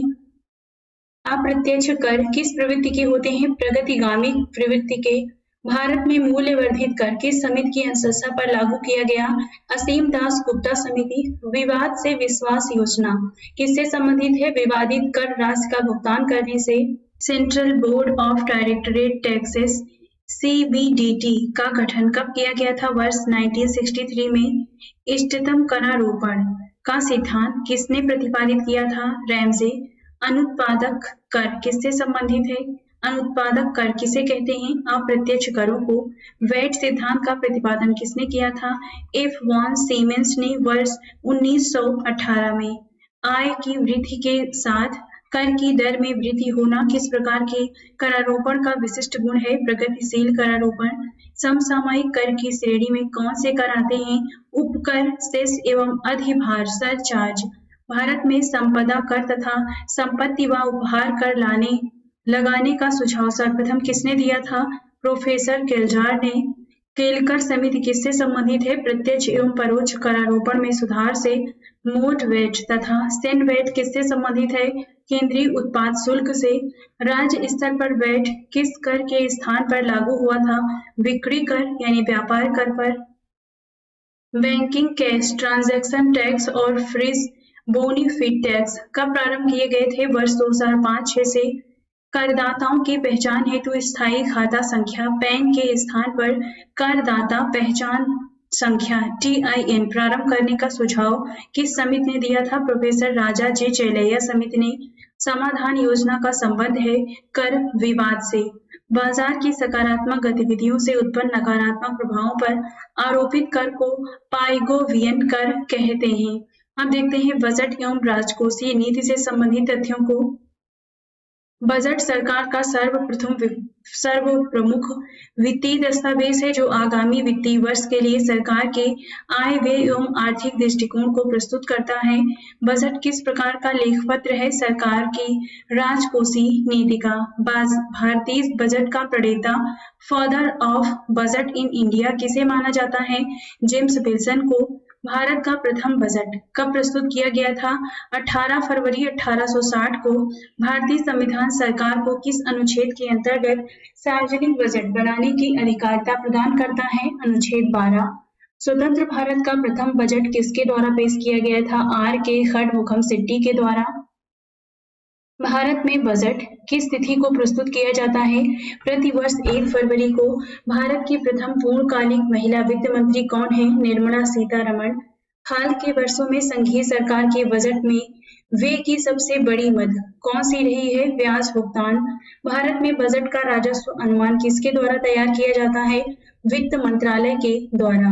भारत का पहला अंतरिम बजट किसने और कब प्रस्तुत किया था? मोरारजी देसाई ने वर्ष 1962-63 में। भारत में सार्वजनिक व्यय के योजनागत एवं गैर योजनागत व्यय के वर्गीकरण को कब समाप्त किया गया? वर्ष 2017-18 के बजट में। भारत में शून्य आधारित बजट सर्वप्रथम किसने प्रस्तुत किया था? राजीव गांधी ने। शून्य आधारित बजट का जनक पीटर ए पॉयर को माना जाता है। सर्वप्रथम वर्ष 1973 में अमेरिका के जॉर्जिया प्रांत में जीरो बेस्ड बजटिंग को अपनाया गया था। बाद में इसे अमेरिका के संघीय बजट में भी अपनाया गया। भारत में इसे सर्वप्रथम वर्ष 1987-88 के आम बजट में लागू किया गया था। रेल बजट को आम बजट के साथ प्रस्तुत करने की अनुशंसा किस समिति ने की थी? विवेक देवराय समिति। भारत में सर्वाधिक बार बजट पेश करने वाले वित्त मंत्री कौन है? मोरारजी देसाई। निष्पादन बजट की अवधारणा किस देश से ली गई है? संयुक्त राज्य अमेरिका से। भारत में आर्थिक समीक्षा इकोनॉमिक सर्वे को तैयार करने के लिए कौन उत्तरदायी है? वित्त मंत्री। सरकार की आय, व्यय, ऋण तथा करारोपण से संबंधित क्रियाएं राजकोषीय नीति कहलाती हैं। भारत में राजकोषीय नीति को कौन निर्धारित करता है? वित्त मंत्रालय। राजकोषीय नीति के 4 मुख्य पक्ष क्या हैं? संसाधनों का आवंटन, आय का वितरण, आर्थिक स्थिरता तथा आर्थिक विकास। भारत सरकार के बजट के कुल घाटे में सबसे अधिक योगदान किसका है? राजकोषीय घाटे का। वर्ष 1920 से 30 की बृहद मंदी को सुधारने के लिए राजकोषीय नीति के उपाय का उपयोग करने का सुझाव किसने दिया था? प्रोफेसर जॉन मेनार्ड केन्स ने। भारत में दीर्घकालीन राजकोषीय नीति की घोषणा किसके द्वारा की गई थी? वीपी सिंह के द्वारा। राजकोषीय उत्तरदायित्व एवं बजट प्रबंधन अधिनियम भारत में किस वर्ष पारित किया गया था? वर्ष 2003 में। केंद्र सरकार के बजटों में राजकोषीय घाटे के बड़े भाग की पूर्ति किस मद से की जाती है? घरेलू उधारों से। राजकोषीय उत्तरदायित्व एवं बजट प्रबंधन अधिनियम भारत में कब पारित किया गया था? वर्ष 2003 में। यदि प्राथमिक घाटे में ब्याज भुगतान को सम्मिलित कर लिया जाए तो वह किसके बराबर होता है? राजकोषीय घाटे के। ऐसा व्यय जिसके परिणाम स्वरूप अर्थव्यवस्था में पूंजी या संपत्ति का सृजन नहीं होता क्या कहलाता है? राजस्व व्यय। राजकोषीय घाटे फिस्कल डिफिसिट की अवधारणा वर्ष 1985 में सुखमय चक्रवर्ती समिति ने प्रस्तुत की थी। केंद्र सरकार के बजट घाटों का घटता हुआ सही क्रम क्या है? राजकोषीय घाटा, आगम घाटा, प्रारंभिक घाटा। निर्विक योजना का उद्देश्य क्या है? उच्चतर निर्यात ऋण वितरण। राजकोषीय घाटे में से ब्याज भुगतान घटाने पर प्राप्त प्रतिफल को किस घाटे की संज्ञा दी जाती है? प्राथमिक घाटा। किसी वित्तीय वर्ष में जब कुल राजस्व प्राप्तियां कुल राजस्व व्यय से कम हो तो उसे क्या कहा जाता है? राजस्व घाटा। राजस्व घाटे में से पूंजी परिसंपत्तियों के सृजन हेतु अनुदान को घटाने पर क्या प्राप्त होता है? प्रभावी राजस्व घाटा। प्रभावी राजस्व घाटा किसके द्वारा प्रस्तुत किया जाता है? लोक लेखा समिति के द्वारा। संसद में बजट संबंधी प्रक्रिया के विषय में मांग की राशि को घटाकर 1 रुपया करने को नीति कटौती प्रस्ताव कहा जाता है। भारत में परिणामोन्मुख बजट पहली बार आउटकम बजट पहली बार किस वर्ष प्रस्तुत किया गया था? वर्ष 2005 में। वित्तीय वर्ष 1973-74 के लिए पेश किए गए आम बजट को क्या कहा जाता है? Black budget. शून्य आधारित बजट जीरो बेस्ड बजट को किस अन्य नाम से भी जाना जाता है? सूर्यास्त बजट यानी सनसेट बजट। जमा बीमा और क्रेडिट गारंटी नियम को जमाकर्ता के लिए जमा राशि बीमा का दायरा बढ़ाकर कितना किया गया है? 5 लाख रुपए। वित्त मंत्री किस विधेयक द्वारा नए करों के रूपण वर्तमान कर ढांचे में सुधार या उसी रूप में अनुमोदित करने का प्रस्ताव रखते हैं? वित्त विधेयक द्वारा। विनिर्माण क्षेत्र में नई कंपनियों के लिए निगम कर की दर को कम करके किस स्तर पर लाने का निर्णय लिया गया है? 15%। किसी वित्तीय वर्ष में बजटीय व्यवहारों से उत्पन्न राजकोषीय घाटे की पूर्ति के लिए आंतरिक एवं बाह्य स्रोतों से प्राप्त किए गए ऋण को क्या कहते हैं? सार्वजनिक ऋण। केंद्रीय बजट 2022-23 के अनुसार चालू वित्त वर्ष के लिए आर्थिक विकास दर कितनी प्रतिशत अनुमानित है? 9.2%। बजट 2022-23 में राज्य सरकार के कर्मचारियों को राष्ट्रीय पेंशन योजना खाते में नियोक्ता के योगदान पर कर कटौती की सीमा 10% से बढ़ाकर कितने प्रतिशत कर दी गई है? 14%। भारत सरकार द्वारा वर्ष 2022-23 के बजट में सहकारी समितियों के लिए वैकल्पिक न्यूनतम कर भुगतान को 18.5% से घटाकर 15% किया गया। आर्थिक समीक्षा 2022 का मूलभूत विषय क्या है? त्वरित दृष्टिकोण। बजट 2022-23 में सरकार ने ब्लॉकचेन और अन्य प्रौद्योगिकियों के इस्तेमाल से किस वर्ष से डिजिटल रुपए की शुरुआत करने का प्रस्ताव किया है? वर्ष 2022-23। राजकोषीय नीति का आरंभ किस वर्ष से माना जाता है? वर्ष 1936 से। वित्तीय वर्ष 2022-23 में सरकार ने पूंजीगत व्यय में कितनी वृद्धि की घोषणा की है? 35.4%, 7.5 लाख करोड़। जब सरकारी व्यय में वृद्धि के कारण निजी व्यय अथवा निवेश में कमी होती है तो उसे क्या कहते हैं? क्राउडिंग आउट प्रभाव। किस केंद्रीय बजट में प्रभावी राजस्व घाटा पेश किया गया? वर्ष 2011-12 के बजट में राजकोषीय घाटे की अवधारणा को वर्ष 1985 में सुखमय चक्रवर्ती ने प्रस्तुत किया था। राजकोषीय नीति अपना प्रभाव किन उपायों या उपकरणों के प्रयोग से उत्पन्न करती है? बजट, कर, सार्वजनिक व्यय तथा ऋण। आर्थिक मंदी के दौरान राजकोषीय नीति के अंतर्गत कौन सा उपाय अपनाया जाता है? करों में वृद्धि। वर्ष 2022-23 के केंद्रीय बजट में राजकोषीय घाटा किस दर पर स्थिर रखा गया है? 6.4%। भारत में बजट घाटे को पूरा करने की तदर्थ ट्रेजरी बिल प्रणाली को कब समाप्त कर दिया गया है? 31 मार्च 1997 से। केंद्रीय बजट 2022-23 में दीर्घावधि पूंजीगत लाभ के हस्तांतरण पर सरचार्ज के कितने प्रतिशत तक सीमित करने का प्रस्ताव है? 15%। जॉन मथाई को वर्ष 1950 में भारतीय गणतंत्र का पहला केंद्रीय बजट पेश करने का गौरव प्राप्त हुआ था। अब देखते हैं कृषि एवं संबद्ध क्षेत्र से संबंधित तथ्यों को। कृषि क्षेत्र भारतीय अर्थव्यवस्था के प्राथमिक क्षेत्र यानी प्राइमरी सेक्टर के अंतर्गत आता है। कृषि एवं संबद्ध क्षेत्र से तात्पर्य खेती, मत्स्य पालन, पशुपालन एवं बागवानी आदि से है। भारतीय संविधान में कृषि को किस सूची के अंतर्गत रखा गया है? राज्य सूची। 7वीं अनुसूची में केंद्रीय बागवानी संस्थान कहाँ अवस्थित है? नागालैंड में। कृषि मूल्य आयोग की स्थापना किसकी अध्यक्षता में की गई थी? Professor M.L. दंतवाला। कृषि मूल्य आयोग का नाम परिवर्तित करके कृषि लागत और मूल्य आयोग CACP कब किया गया? वर्ष 1985 में। कृषि मूल्य आयोग की स्थापना किस वर्ष की गई थी? वर्ष 1965 में। कृषि लागत एवं मूल्य आयोग का मुख्यालय कहाँ स्थित है? नई दिल्ली में। भारत में एग्रो इकोलॉजिकल जोन्स की कुल संख्या कितनी है? 20। भारत के सकल मूल्य वर्धन में कृषि एवं उससे संबंधित क्षेत्र का अंश कितना प्रतिशत है? 20.2%। वर्ष 2020-21 के अनुसार भारत के कृषि साख एग्रीकल्चरल क्रेडिट के संस्थागत स्रोत का घटता हुआ क्रम क्या है? वाणिज्यिक बैंक, सरकारी बैंक तथा क्षेत्रीय ग्रामीण बैंक।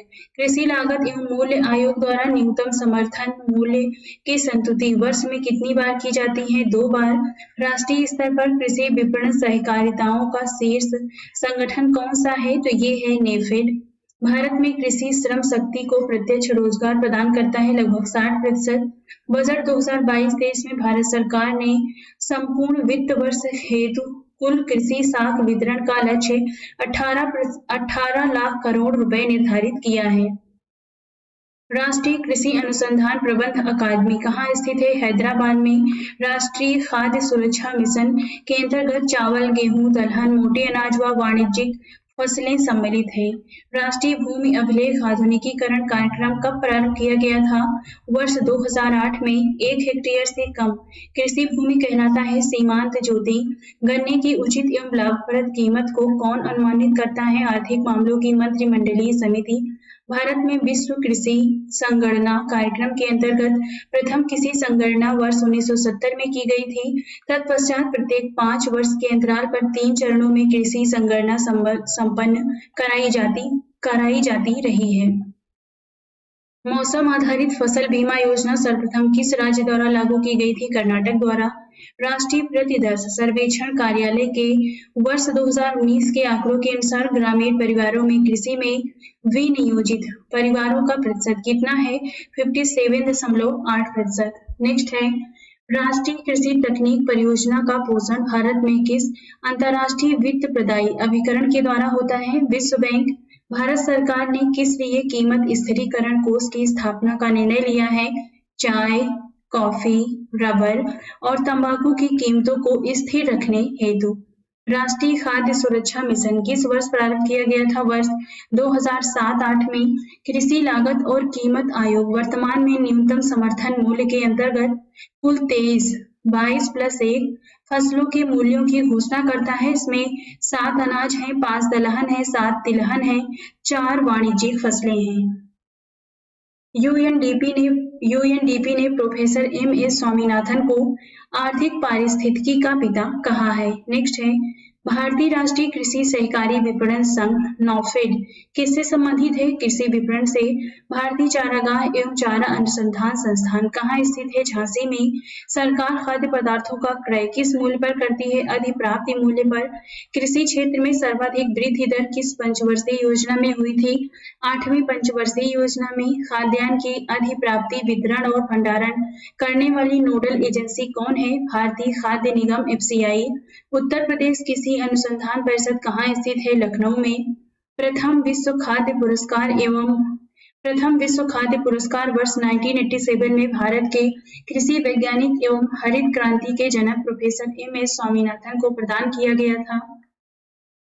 भूमि विकास बैंकों द्वारा प्रदान किए जाने वाले कृषि ऋण की प्रकृति होती है दीर्घकालिक। भारत में फसलों की बुवाई के अंतर्गत शुद्ध क्षेत्रफल लगभग कितना है? 14.01 करोड़ हेक्टेयर। भारत की औसत फसल गहनता लगभग कितनी है? 142%। भारत सरकार ने किसानों की आय कब तक दोगुनी करने का लक्ष्य रखा है? वर्ष 2022 तक। हैंडबुक ऑफ एग्रीकल्चर किसके द्वारा प्रकाशित की जाती है? भारतीय कृषि अनुसंधान परिषद के द्वारा। भारत सरकार के कृषि एवं सहकारिता विभाग द्वारा रेन-फेड एरिया डेवलपमेंट कार्यक्रम कब आरंभ किया गया था? वर्ष 2011-12 में। जनसंख्या का दबाव, प्रचंड बेरोजगारी तथा भूजोत का छोटा आकार भारतीय कृषि की निम्न उत्पादकता का मुख्य कारण है। केंद्रीय खाद्य तकनीकी अनुसंधान संस्थान कहाँ स्थित है? मैसूर में। कृषि उत्पादन में लकड़ी के हलों के स्थान पर लोहे के हलों का प्रयोग पूंजी बढ़ाने वाली प्रौद्योगिकी प्रगति का उदाहरण है। राष्ट्रीय विशेष कृषि उपज योजना मुख्य रूप से किससे संबंधित है? निर्यात योग्य कृषि उत्पाद से। किस निजी क्षेत्र के बैंक ने किसानों के लिए ई-किसान धन ऐप प्रारंभ किया है? HDFC bank. एशिया का पहला मेगा फूड पार्क कहाँ स्थित है? गेतलसूद, रांची में। अब देखते हैं प्रमुख कृषि संस्थान। मेजर एग्रीकल्चरल इंस्टीट्यूट इस तरफ संस्थान है, इस तरफ स्थान है। राष्ट्रीय मत्स्य उद्योग विकास बोर्ड हैदराबाद में है। राष्ट्रीय चावल शोध संस्थान कटक में। भारत डेयरी निगम एवं राष्ट्रीय डेयरी विकास बोर्ड आनंद। भारतीय डेयरी अनुसंधान संस्थान करनाल में। भारतीय गन्ना प्रजनन संस्थान कोयम्बटूर। केंद्रीय कॉफी अनुसंधान संस्थान कुर्ग में। कॉफी अनुसंधान संस्थान चिकमंगलूर में। जूट कृषि अनुसंधान संस्थान बैरकपुर। केंद्रीय उर्वरक गुणवत्ता नियंत्रण और प्रशिक्षण संस्थान फरीदाबाद में है। टिड्डी चेतावनी संगठन यह जोधपुर में स्थित है। कृषि विपणन एवं निरीक्षण निदेशालय फरीदाबाद में। राष्ट्रीय पौध संरक्षण एवं प्रशिक्षण संस्थान हैदराबाद में। चौधरी चरण सिंह राष्ट्रीय कृषि विपणन संस्थान जयपुर। केंद्रीय चारा बीज उत्पादन फॉर्म है सरघट्टा में। विवेकानंद पर्वतीय कृषि अनुसंधान शाला अल्मोड़ा में। केंद्रीय कृषि अनुसंधान संस्थान पोर्ट ब्लेयर। लघु किसान कृषि व्यापार संघ नई दिल्ली। राष्ट्रीय जैव उर्वरक विकास केंद्र Ghaziabad. Disease investigation laboratory Pune में। पशु स्वास्थ्य एवं पशु चिकित्सा जैविकी संस्थान कोलकाता में। पशु चिकित्सा और जीव विज्ञान संस्थान बेंगलुरु में। पशु स्वास्थ्य संस्थान जालंधर में। पशु चिकित्सा जैविकी गुवाहाटी में। राष्ट्रीय पटसन एवं संबंधित रेशे अनुसंधान संस्थान कोलकाता में। भारतीय प्राकृतिक रेजिन्स एवं गम संस्थान रांची में। प्रथम पंचवर्षीय योजना में लक्षित कृषि वृद्धि दर 2.1% थी, किंतु वस्तुतः यह लक्ष्य से अधिक 2.71% प्राप्त हुई। अब देखते हैं उद्योग क्षेत्र से संबंधित यानी इंडस्ट्री सेक्टर से संबंधित तथ्यों को। पहला है व्यवसायिक क्रियाकलापों के उत्पादन पक्ष को उद्योग यानी इंडस्ट्री कहा जाता है। यह ऐसी व्यवसायिक क्रिया है जो वस्तुओं के उत्पादन, परिष्करण अथवा निर्माण से संबंधित होती है। औद्योगिकरण की प्रक्रिया तीव्र होने के साथ साथ अर्थव्यवस्था के किस क्षेत्र का अंश कम होता जाता है? कृषि क्षेत्र का। ज्ञान आधारित उद्योग की संज्ञा किसे दी जाती है? सूचना प्रौद्योगिकी को। भारत में किन 8 उद्योगों को मूल उद्योगों कोर इंडस्ट्रीज का दर्जा प्राप्त है? तो ये है कच्चा तेल, पेट्रोलियम, रिफाइनरी उत्पाद, प्राकृतिक गैस, उर्वरक, कोयला, विद्युत, सीमेंट तथा तैयार इस्पात। 8 मूल उद्योगों के सूचकांक में सर्वाधिक योगदान किसका है? रिफाइनरी उत्पाद का। भारत की प्रथम औद्योगिक नीति की घोषणा 6 अप्रैल 1948 को तत्कालीन उद्योग एवं वाणिज्यिक मंत्री डॉक्टर श्यामा प्रसाद मुखर्जी द्वारा की गई थी। औद्योगिक और वित्तीय पुनर्निर्माण बोर्ड किससे संबंधित है? रुग्ण इकाइयों के पुनर्निर्माण एवं वित्तीय से। औद्योगिक नीति के द्वितीय वर्ग के अंतर्गत कितने आधारभूत उद्योग आते हैं? आधारभूत तो टोटल है 6। कोयला, लौह इस्पात, वायुयान निर्माण, जलयान निर्माण, टेलीफोन तथा खनिज तेल प्रसंस्करण उद्योग। बजट 2022-23 में आत्मनिर्भर भारत को बढ़ावा देने हेतु घरेलू रक्षा उद्योग के लिए पूंजीगत खरीद रक्षा बजट का कितना प्रतिशत निर्धारित किया गया है? 68%। भारत में लघु स्तर स्मॉल स्केल का सबसे मुख्य उद्योग कौन सा है? हथकरघा उद्योग। कंपनी द्वारा किस पूंजी पर लाभांश की घोषणा की जाती है? अभिदत्त पूंजी पर। निजीकरण से क्या आशय है? निजी क्षेत्र को स्वामित्व और प्रबंधन का हस्तांतरण। भारत में मेगा फूड पार्क्स योजना का उद्देश्य खाद्य प्रसंस्करण उद्योग के लिए अवसंरचना सुविधाओं में सुधार लाना है। वर्ष 2005 में गठित राष्ट्रीय निवेश निधि का मुख्य उद्देश्य क्या है? सामाजिक क्षेत्र की परियोजनाओं में निवेश करना। नेक्स्ट है BSNL भारत संचार निगम लिमिटेड BSNL की स्थापना किस वर्ष हुई थी? वर्ष 2000 में। कागज विनिर्माण उद्योग के लिए प्रसिद्ध कौन सा स्थान है? Yamuna Nagar Haryana, Ballarpur Maharashtra, Kamalapuram Telangana. Make in India कार्यक्रम का लोगो क्या है? शेर। आधार, क्षय एवं लाभ स्थानांतरण पद का संदर्भ बहुराष्ट्रीय कंपनियों द्वारा किए जाने वाले कर अपवंचन टैक्स इवेशन पर प्रतिबंध लगाना है। उद्योग में लघु क्षेत्र के लिए वस्तुओं को आरक्षित करने की अनुशंसा किस समिति ने की थी? आबिद हुसैन समिति ने। भारत में मिल निर्मित कपड़े का सर्वाधिक उत्पादक राज्य कौन सा है? गुजरात। प्रधानमंत्री मुद्रा योजना का उद्देश्य क्या है? लघु उद्यमियों को औपचारिक वित्तीय प्रणाली में लाना। भारत में उद्योग हेतु लाइसेंसिंग प्रणाली का आधार क्या था? उद्योग अधिनियम 1951। उद्यमी हेल्पलाइन स्थापित करने का उद्देश्य क्या है? सूक्ष्म व्यापार स्थापित करने हेतु आसान वित्तीय सहायता उपलब्ध कराना। स्वतंत्रता पूर्व स्थापित लौह इस्पात कारखाने देखते हैं। इस तरफ क्रम है, यहाँ पे स्थान है, यहाँ पे राज्य है, इस तरफ स्थापना वर्ष है। पहला है कुल्टी, पश्चिम बंगाल में है, स्थापना हुई थी वर्ष 1870 में। साकची झारखंड में है, वर्ष 1907 में स्थापना हुई। तीसरा है हीरापुर, पश्चिम बंगाल में है, 1908 में इसकी स्थापना हुई। भद्रावती कर्नाटक में है, वर्ष 1823 में स्थापना हुई। नेक्स्ट है बर्नपुर, पश्चिम बंगाल में है, 1937 में इसकी स्थापना हुई। तो ये हमने देखा स्वतंत्रता पूर्व स्थापित लौह इस्पात के कारखाने। वर्तमान में कपड़ा निर्यात में भारत का विश्व में दूसरा स्थान है। नेक्स्ट है भारत सरकार द्वारा महारत्न योजना की शुरुआत कब की गई थी? दिसंबर 2009 में। भारत का सबसे बड़ा संगठित एवं व्यापक उद्योग कौन सा है? कपड़ा उद्योग। भारत की सिलिकॉन घाटी की संज्ञा किसे प्रदान की गई है? बेंगलुरु को। राष्ट्रीय नवीकरण कोष का गठन क्यों किया गया था? उद्योगों के आधुनिकीकरण के पश्चात विस्थापित श्रमिकों की पुनर्स्थापना हेतु। वर्ष 1991 में उदारीकरण, निजीकरण और भूमंडलीकरण की नई आर्थिक नीति की घोषणा किस सरकार के द्वारा की गई थी? नरसिम्हा राव सरकार द्वारा। सूक्ष्म लघु एवं मध्यम विकास अधिनियम कब पारित किया गया था? वर्ष 2006 में। कारपोरेट सोशल रिस्पॉन्सिबिलिटी संबंधी कानून सर्वप्रथम किस देश में बनाया गया था? भारत में। कंपनी अधिनियम 2013 के अंतर्गत जिन कंपनियों का विशिष्ट शुद्ध मूल्य कारोबार या लाभ एक सीमा से अधिक है, उन्हें अपने पिछले 3 वित्तीय वर्षों के दौरान कमाए गए औसत शुद्ध लाभ का 2% CSR नीति पर खर्च करना होगा। नेक्स्ट है, उद्योगों का वार्षिक सर्वेक्षण किसके द्वारा किया जाता है? राष्ट्रीय प्रतिदर्श सर्वेक्षण संगठन के द्वारा।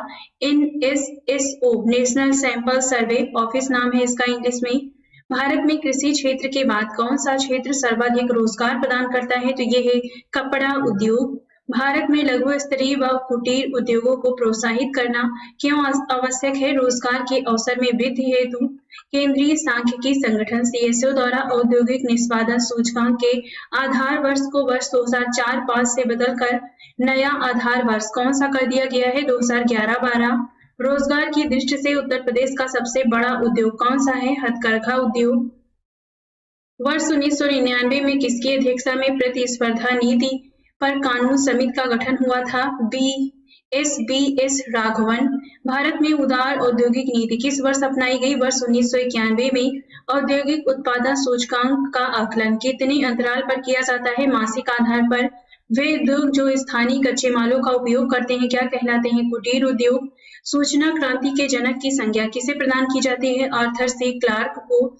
मीरा सेठ समिति किससे संबंधित है? हथकरघा के विकास से।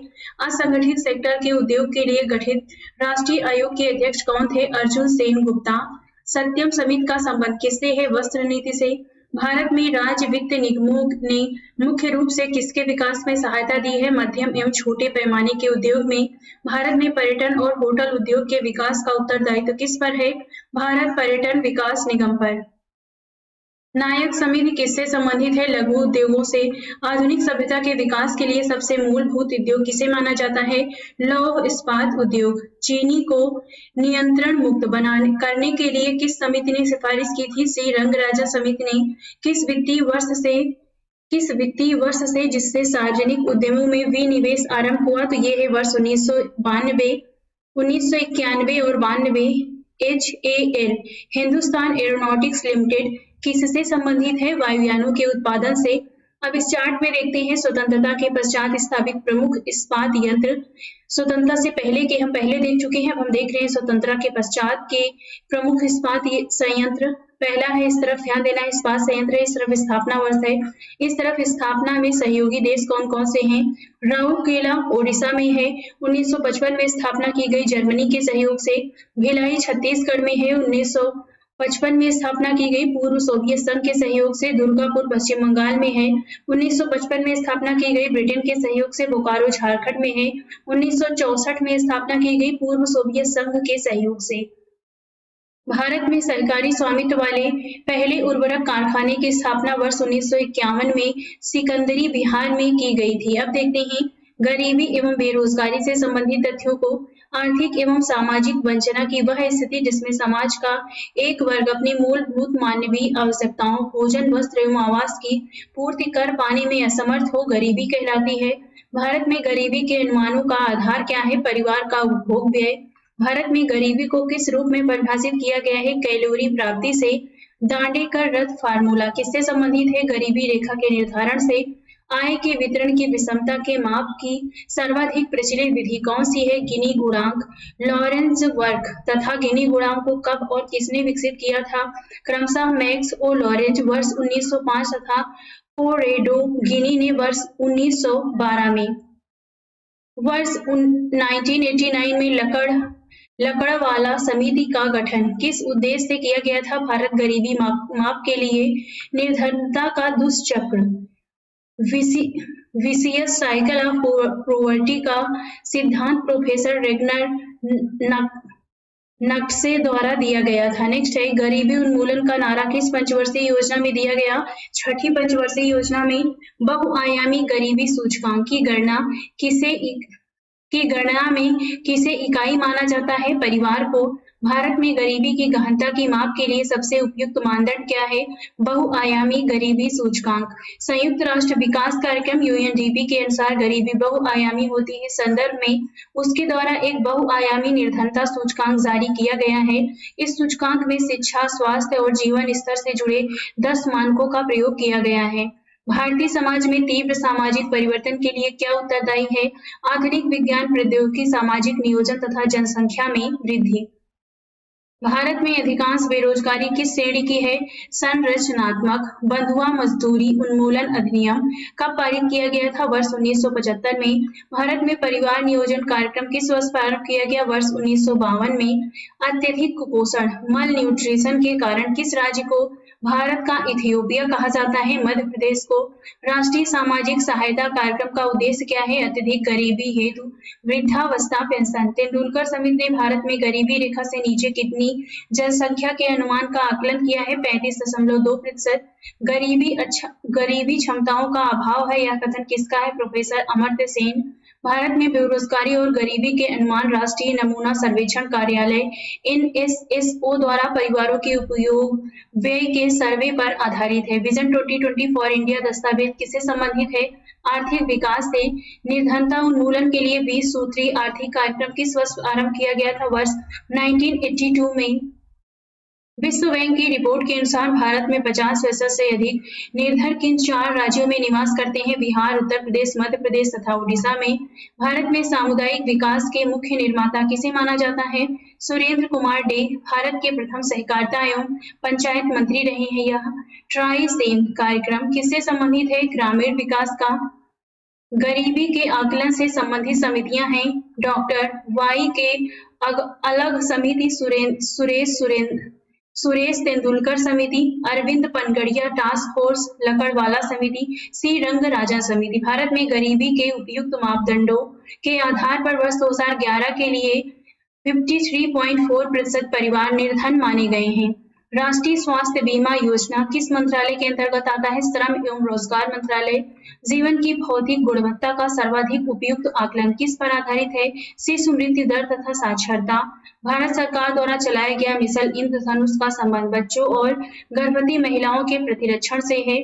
स्वच्छ भारत कार्यक्रम हेतु केंद्र सरकार से कितने प्रतिशत उपकर लगाया है? 0.50%। राष्ट्रीय ग्रामीण स्वास्थ्य मिशन किस पंचवर्षीय योजना में प्रारंभ किया गया था? 10वीं पंचवर्षीय योजना में। प्रथम राष्ट्रीय स्वास्थ्य नीति की घोषणा कब हुई थी? वर्ष 1983 में। एड्रागोगी किससे संबंधित है? प्रौढ़ शिक्षा से, अडल्ट एजुकेशन से। प्रधानमंत्री जन धन योजना का मुख्य उद्देश्य देश में वित्तीय समावेशन फाइनेंशियल इंक्लूजन को प्रोत्साहित करना है। प्राथमिक शिक्षा में सार्वभौमिकरण के लिए सर्व शिक्षा अभियान किस वर्ष प्रारंभ किया गया था? वर्ष 2001 से। ग्रामीण अवस्थापना विकास कोष रूरल इंफ्रास्ट्रक्चर डेवलपमेंट फंड किसके द्वारा संचालित किया जाता है? नाबार्ड के द्वारा। जवाहर रोजगार योजना किस पंचवर्षीय योजना में प्रारंभ की गई थी? 7वीं पंचवर्षीय योजना में। विश्व साक्षरता दिवस वर्ल्ड लिटरेसी डे कब मनाया जाता है? 8 सितंबर को। राष्ट्रीय ग्रामीण विकास संस्थान कहाँ स्थित है? हैदराबाद में। UIDAI unique identification authority of India योजना के अंतर्गत पहला आधार गांव कौन सा है? भिंबली, महाराष्ट्र का। आधार प्रत्येक भारतीय नागरिक को विशिष्ट पहचान संख्या यूनिक आइडेंटिटी उपलब्ध कराने के लिए एक योजना व्यापक है। ग्रामीण विकास से संबंधित महत्वाकांक्षी कार्यक्रम पूरा को सर्वप्रथम डॉक्टर APJ अब्दुल कलाम ने प्रारंभ किया था। भारत सरकार द्वारा संचालित सबके लिए आवास योजना कब तक पूर्ण करने का लक्ष्य है? 2022 तक। इसे बढ़ा दिया गया है। अब आप ये करंट से कवर करिएगा। मध्याह्न भोजन हेतु प्रबंध तथा वित्तीय व्यवस्था किसके द्वारा की जाती है? मानव संसाधन विकास मंत्रालय द्वारा। भारत में अक्षय पात्र फाउंडेशन का संबंध प्राथमिक विद्यालयों को मध्याह्न भोजन वितरण करने से है। संयुक्त राष्ट्र संघ ने किस वर्ष के लिए शिक्षा का लक्ष्य निर्धारित किया था? वर्ष 2015 तक। ऑपरेशन ब्लैक बोर्ड किससे संबंधित है? प्राथमिक शिक्षा से। भारत में शिक्षित बेरोजगारों का सर्वाधिक प्रतिशत किस राज्य में है? केरल में। लोकनायक जयप्रकाश नारायण के जन्म दिवस पर कौन सी योजना प्रारंभ किया गया था? सांसद आदर्श ग्राम योजना 11 अक्टूबर 2014 से। समन्वित ग्रामीण विकास योजना का मुख्य लक्ष्य ग्रामीण क्षेत्रों में गरीबी रेखा से के नीचे के परिवारों को रोजगार दिलाना है। विभेदीकृत ब्याज योजना का उद्देश्य किस उद्देश्य हेतु रियायती ऋण प्रदान करना था? गरीबों को खाद्य सुरक्षा हेतु। विकसित देशों में किस प्रकार की गरीबी पाई जाती है? चक्रीय तथा घर्षण बेरोजगारी। हथकरघा क्षेत्र में राजीव गांधी शिल्पी स्वास्थ्य बीमा योजना किस मंत्रालय के द्वारा शुरू की गई थी? कपड़ा मंत्रालय द्वारा। सरकारी स्तर पर परिवार नियोजन कार्यक्रम सर्वप्रथम किस देश में अपनाया गया था? भारत में। पर्यावरणीय कुजनेट्स वक्र पर्यावरणीय क्षति एवं प्रति व्यक्ति जीडीपी के मध्य संबंध दर्शाता है। इस पर्यावरणीय कुजनेट्स वक्र को आकार किस प्रकार का होता है? उल्टा यू आकार का। मात्र पोषक तत्वों की आवश्यकता के आधार पर गरीबी रेखा का निर्धारण किस समिति ने किया है? अलग समिति ने। यदि कोई व्यक्ति प्रतिदिन 8 घंटे कार्य करके 273 दिनों तक रोजगार में है तो उसे पूर्ण रोजगार युक्त कहा जाता है। नेक्स्ट आप देखते हैं अंतरराष्ट्रीय संगठन के बारे में। ब्रिटेन वुड्स समझौते के फलस्वरूप किन दो अंतरराष्ट्रीय संस्थाओं की स्थापना हुई थी? अंतरराष्ट्रीय मुद्रा कोष और विश्व बैंक। विश्व बैंक के प्रथम अध्यक्ष कौन थे? Eugene mayor. विश्व बैंक का मुख्यालय कहाँ स्थित है? वाशिंगटन डीसी में। वर्तमान में विश्व बैंक के सदस्यों की संख्या 189 है। नौरू इसका 189वां सदस्य है। विश्व बैंक के वर्तमान अध्यक्ष डेविड मालपास हैं। अंतरराष्ट्रीय मुद्रा कोष की स्थापना किस योजना प्रारूप के आधार पर की गई है? हैरी डी व्हाइट यूएसए के। IMF की 14वीं सामान्य समीक्षा के तहत निर्धारित कोटे में भारत का कौन सा स्थान है? 8वां। विकासशील देशों में निजी उद्योगों को निवेश के लिए विश्व बैंक समूह की कौन सी संस्था पूंजी उपलब्ध कराती है? अंतरराष्ट्रीय वित्त निगम। वर्तमान IMF के शीर्ष 3 कोटा धारक राष्ट्रों में कौन शामिल है? अमेरिका, जापान व चीन। भारत में राज्यों की अवस्थापना सुधार के लिए किसके द्वारा ऋण एवं अनुदान दिए जाते हैं? विश्व बैंक द्वारा। किस संस्था को विश्व बैंक की उदार ऋण देने वाली खिड़की कहा जाता है? अंतरराष्ट्रीय विकास संघ को। विश्व आर्थिक संभावना रिपोर्ट आवधिक रूप से किसके द्वारा जारी की जाती है? विश्व बैंक के द्वारा। मानव विकास रिपोर्ट कौन प्रकाशित करता है? ह्यूमन डेवलपमेंट रिपोर्ट तो ये प्रकाशित करता है विश्व बैंक। अंतरराष्ट्रीय मुद्रा कोष एवं विश्व बैंक में अंतर देखते हैं। विश्व बैंक द्वारा सदस्य देशों के संतुलित विकास हेतु दीर्घकालिक ऋण उपलब्ध कराया जाता है, जबकि अंतरराष्ट्रीय मुद्रा कोष द्वारा सदस्य देशों के भुगतान शेष की प्रतिकूलता को अनुकूल बनाने के लिए अल्पकालीन ऋण उपलब्ध कराया जाता है। विश्व विकास रिपोर्ट वार्षिक रूप से किसके द्वारा प्रकाशित की जाती है? अंतरराष्ट्रीय पुनर्निर्माण एवं विकास बैंक द्वारा। विश्व विकास रिपोर्ट के अनुसार निम्न आय अर्थव्यवस्थाएं वे हैं जिनके लिए वर्ष 1994 में प्रति व्यक्ति सकल राष्ट्रीय उत्पाद US $725 या उससे कम थी।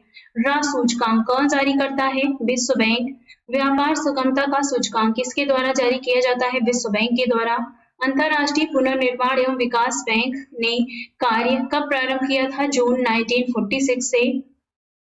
बहुपक्षीय विनियोगी गारंटी अभिकरण किस संस्था से संबंधित है? विश्व बैंक समूह। कौन सी संख्या विश्व के निर्धनत राष्ट्रों को गरीबी उन्मूलन हेतु सहायता प्रदान करती है? अंतरराष्ट्रीय विकास संघ। भारत किस वर्ष अंतरराष्ट्रीय मुद्रा कोष का सदस्य बना? वर्ष 1945 में। अंतरराष्ट्रीय मुद्रा कोष का प्रमुख कार्य क्या है? सदस्य देशों की भुगतान संतुलन संबंधी समस्याओं के समाधान में सहायता करना। अंतरराष्ट्रीय मुद्रा कोष में भारत का अंशदान तथा मताधिकार क्रमशः कितने प्रतिशत है? 2.76% एवं 2.64%। भारत विश्व बैंक समूह की किस संस्था का सदस्य नहीं है? निवेश संबंधी विवाद निपटान हेतु अंतरराष्ट्रीय केंद्र। वैश्विक वित्तीय स्थिरता रिपोर्ट किसके द्वारा तैयार की जाती है? अंतरराष्ट्रीय मुद्रा कोष के द्वारा। अंतरराष्ट्रीय मुद्रा कोष का प्रमुख कार्य क्या है? सदस्य देशों के भुगतान शेष की प्रतिकूलता को अनुकूल बनाने के लिए सहायता यानी ऋण प्रदान करना। विशेष आहार अधिकार SDR का प्रयोग किस प्रकार से नहीं किया जाता है? स्वतंत्र विनिमय बाजार में विनिमय माध्यम के रूप में प्रयोग करना। विश्व बैंक एवं अंतरराष्ट्रीय मुद्रा कोष को ब्रिटेन वुड्स की जुड़वा संतानी कहा जाता है। अंतरराष्ट्रीय वित्त निगम IFC का मुख्य उद्देश्य क्या है? विकासशील देशों में निजी उद्योगों के लिए बिना गारंटी ऋण यानी धन की व्यवस्था करना। एशियाई विकास बैंक के बोर्ड ऑफ गवर्नर में कौन भारत का पदेन गवर्नर होता है? वित्त मंत्री। विशेष आहरण अधिकार SDR के अंतर्गत कौन सी अंतरराष्ट्रीय मुद्राएं सम्मिलित हैं? अमेरिकी डॉलर, जापानी dollar, Chinese yuan, euro, pound sterling. संयुक्त राष्ट्र सुरक्षा परिषद के स्थायी सदस्यों की संख्या कितनी है? 5। इसमें है चीन, फ्रांस, रूस, ब्रिटेन एवं संयुक्त राज्य अमेरिका। यूरोपीय आर्थिक समुदाय का मुख्यालय कहाँ स्थित है? तो यह स्थित है ब्रुसेल्स में। यूरोपियन यूनियन ईयू की एक एजेंसी यूरोपीय स्थिरता तंत्र का कार्य क्या है? क्या कार्य है? यूरो क्षेत्र यानी यूरो जोन के देशों को वित्तीय सहायता उपलब्ध कराना। संयुक्त राष्ट्र संघ यूनाइटेड नेशन ऑर्गेनाइजेशन के सदस्यों की संख्या कितनी है? 193। भारत के आर्थिक विकास पथ को रोजगार विहीन, जड़ विहीन, निष्ठुर, आवास विहीन तथा भविष्य रहित किसने कहा है? यूएनडीपी ने। यूरोपीय संघ को वर्ष 2012 में यूरोप में शांति और सुलह, लोकतंत्र और मानव अधिकारों की उन्नति में अपने योगदान के लिए नोबेल शांति से सम्मानित किया गया था। नेक्स्ट है GATT, general agreement on tariff and trade का कार्यालय कहाँ और किस वर्ष स्थापित किया गया था? वर्ष 1948 में जिनेवा में। विश्व व्यापार संगठन वर्ल्ड ट्रेड ऑर्गेनाइजेशन की स्थापना किस वार्ता के परिणाम स्वरूप हुई थी? गेट की उरुग्वे चक्र की वार्ता। विश्व व्यापार संगठन WTO के वर्तमान में महानिदेशक कौन है? एक इनगोजी ओंकोजो-इवेला। ये आपको करंट से कवर कर लेना है। भारत विश्व व्यापार संगठन का सदस्य किस वर्ष बना? वर्ष 1995 में। अंबर बॉक्स, ब्लू बॉक्स और ग्रीन बॉक्स का संबंध विश्व व्यापार संगठन द्वारा कृषकों को प्रदान किए जाने वाली आर्थिक सहायता यानी सब्सिडी से है। विश्व व्यापार संगठन के दोहा चक्र में मुख्य विषय किससे संबंधित थे? कृषि से। विश्व व्यापार संगठन के अंतर्गत कृषि पर समझौते के मुख्य 3 स्तंभों में क्या-क्या सम्मिलित है? बाजार पहुंच, आंतरिक समर्थन तथा निर्यात प्रतियोगिता। विशिष्ट रक्षोपाय क्रियाविधि किससे संबंधित है? विश्व व्यापार संगठन से।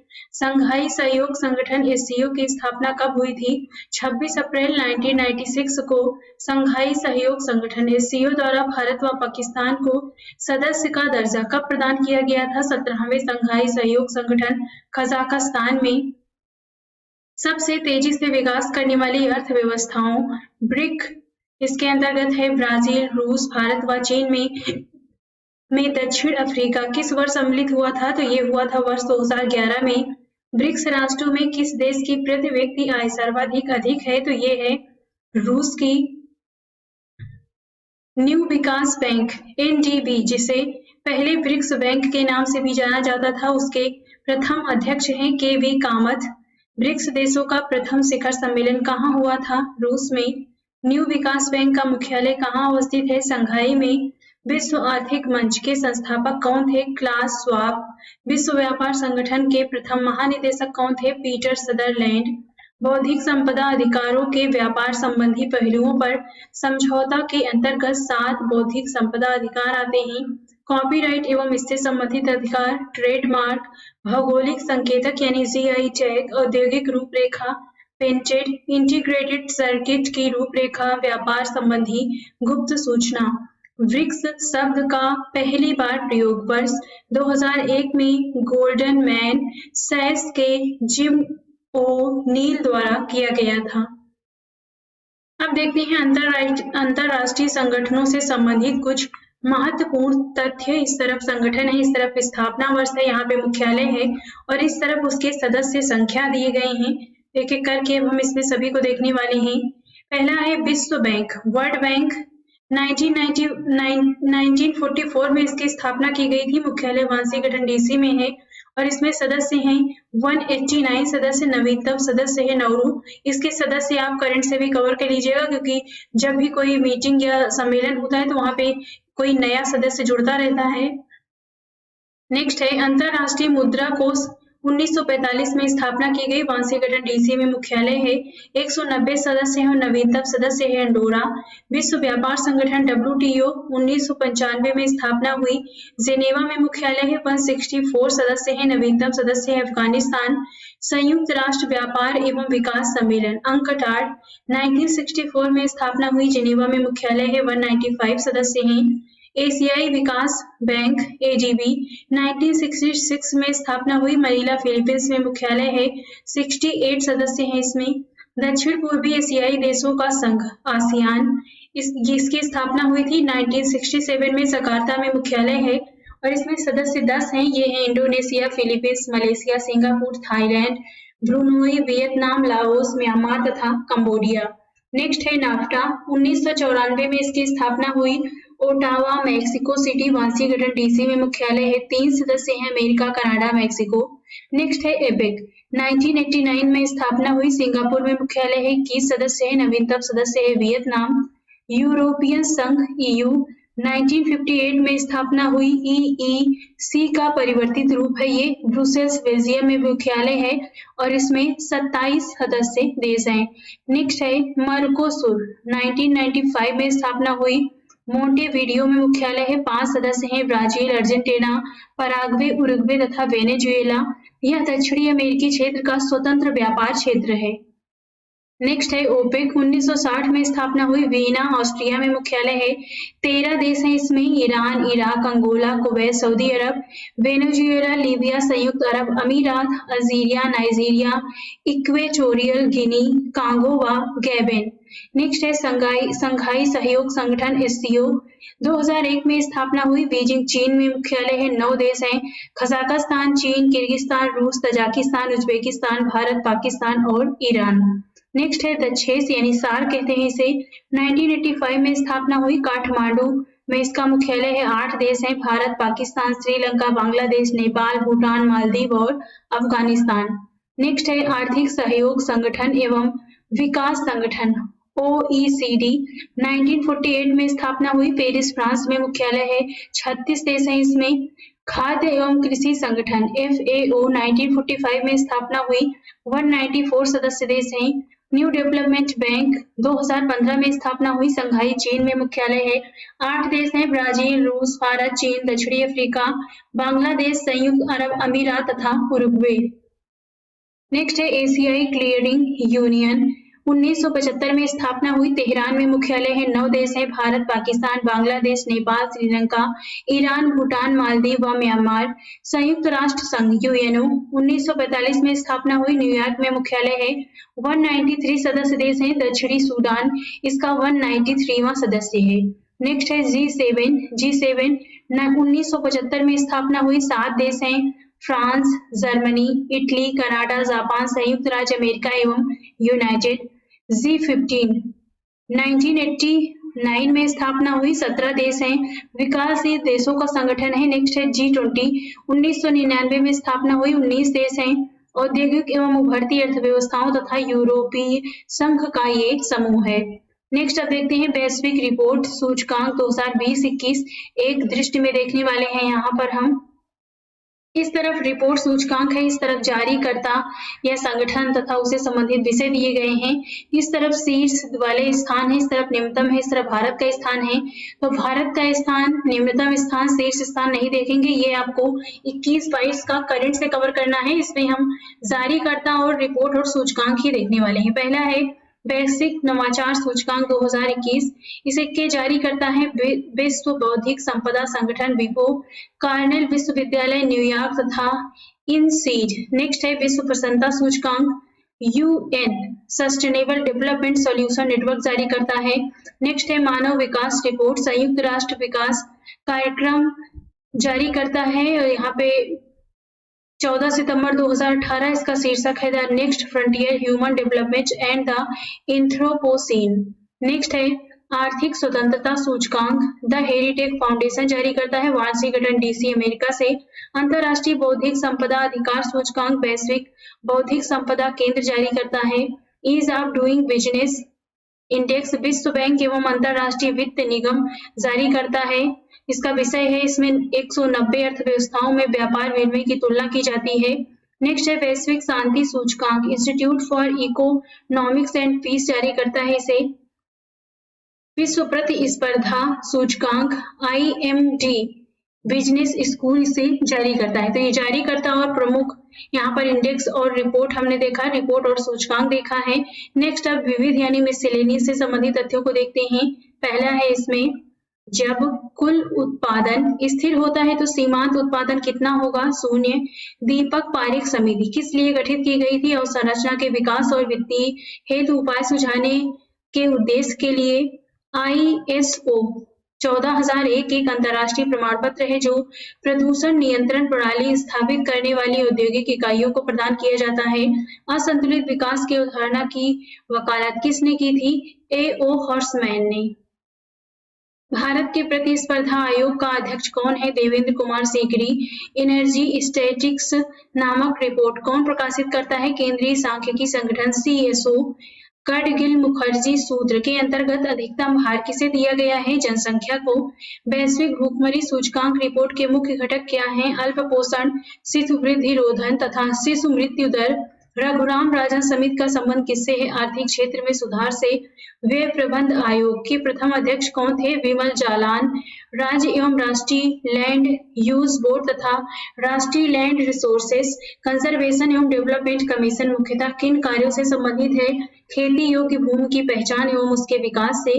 भारत सरकार द्वारा फरवरी 2014 में गठित 7वें केंद्रीय वेतन आयोग का अध्यक्ष न्यायमूर्ति अशोक कुमार माथुर को नियुक्त किया गया था।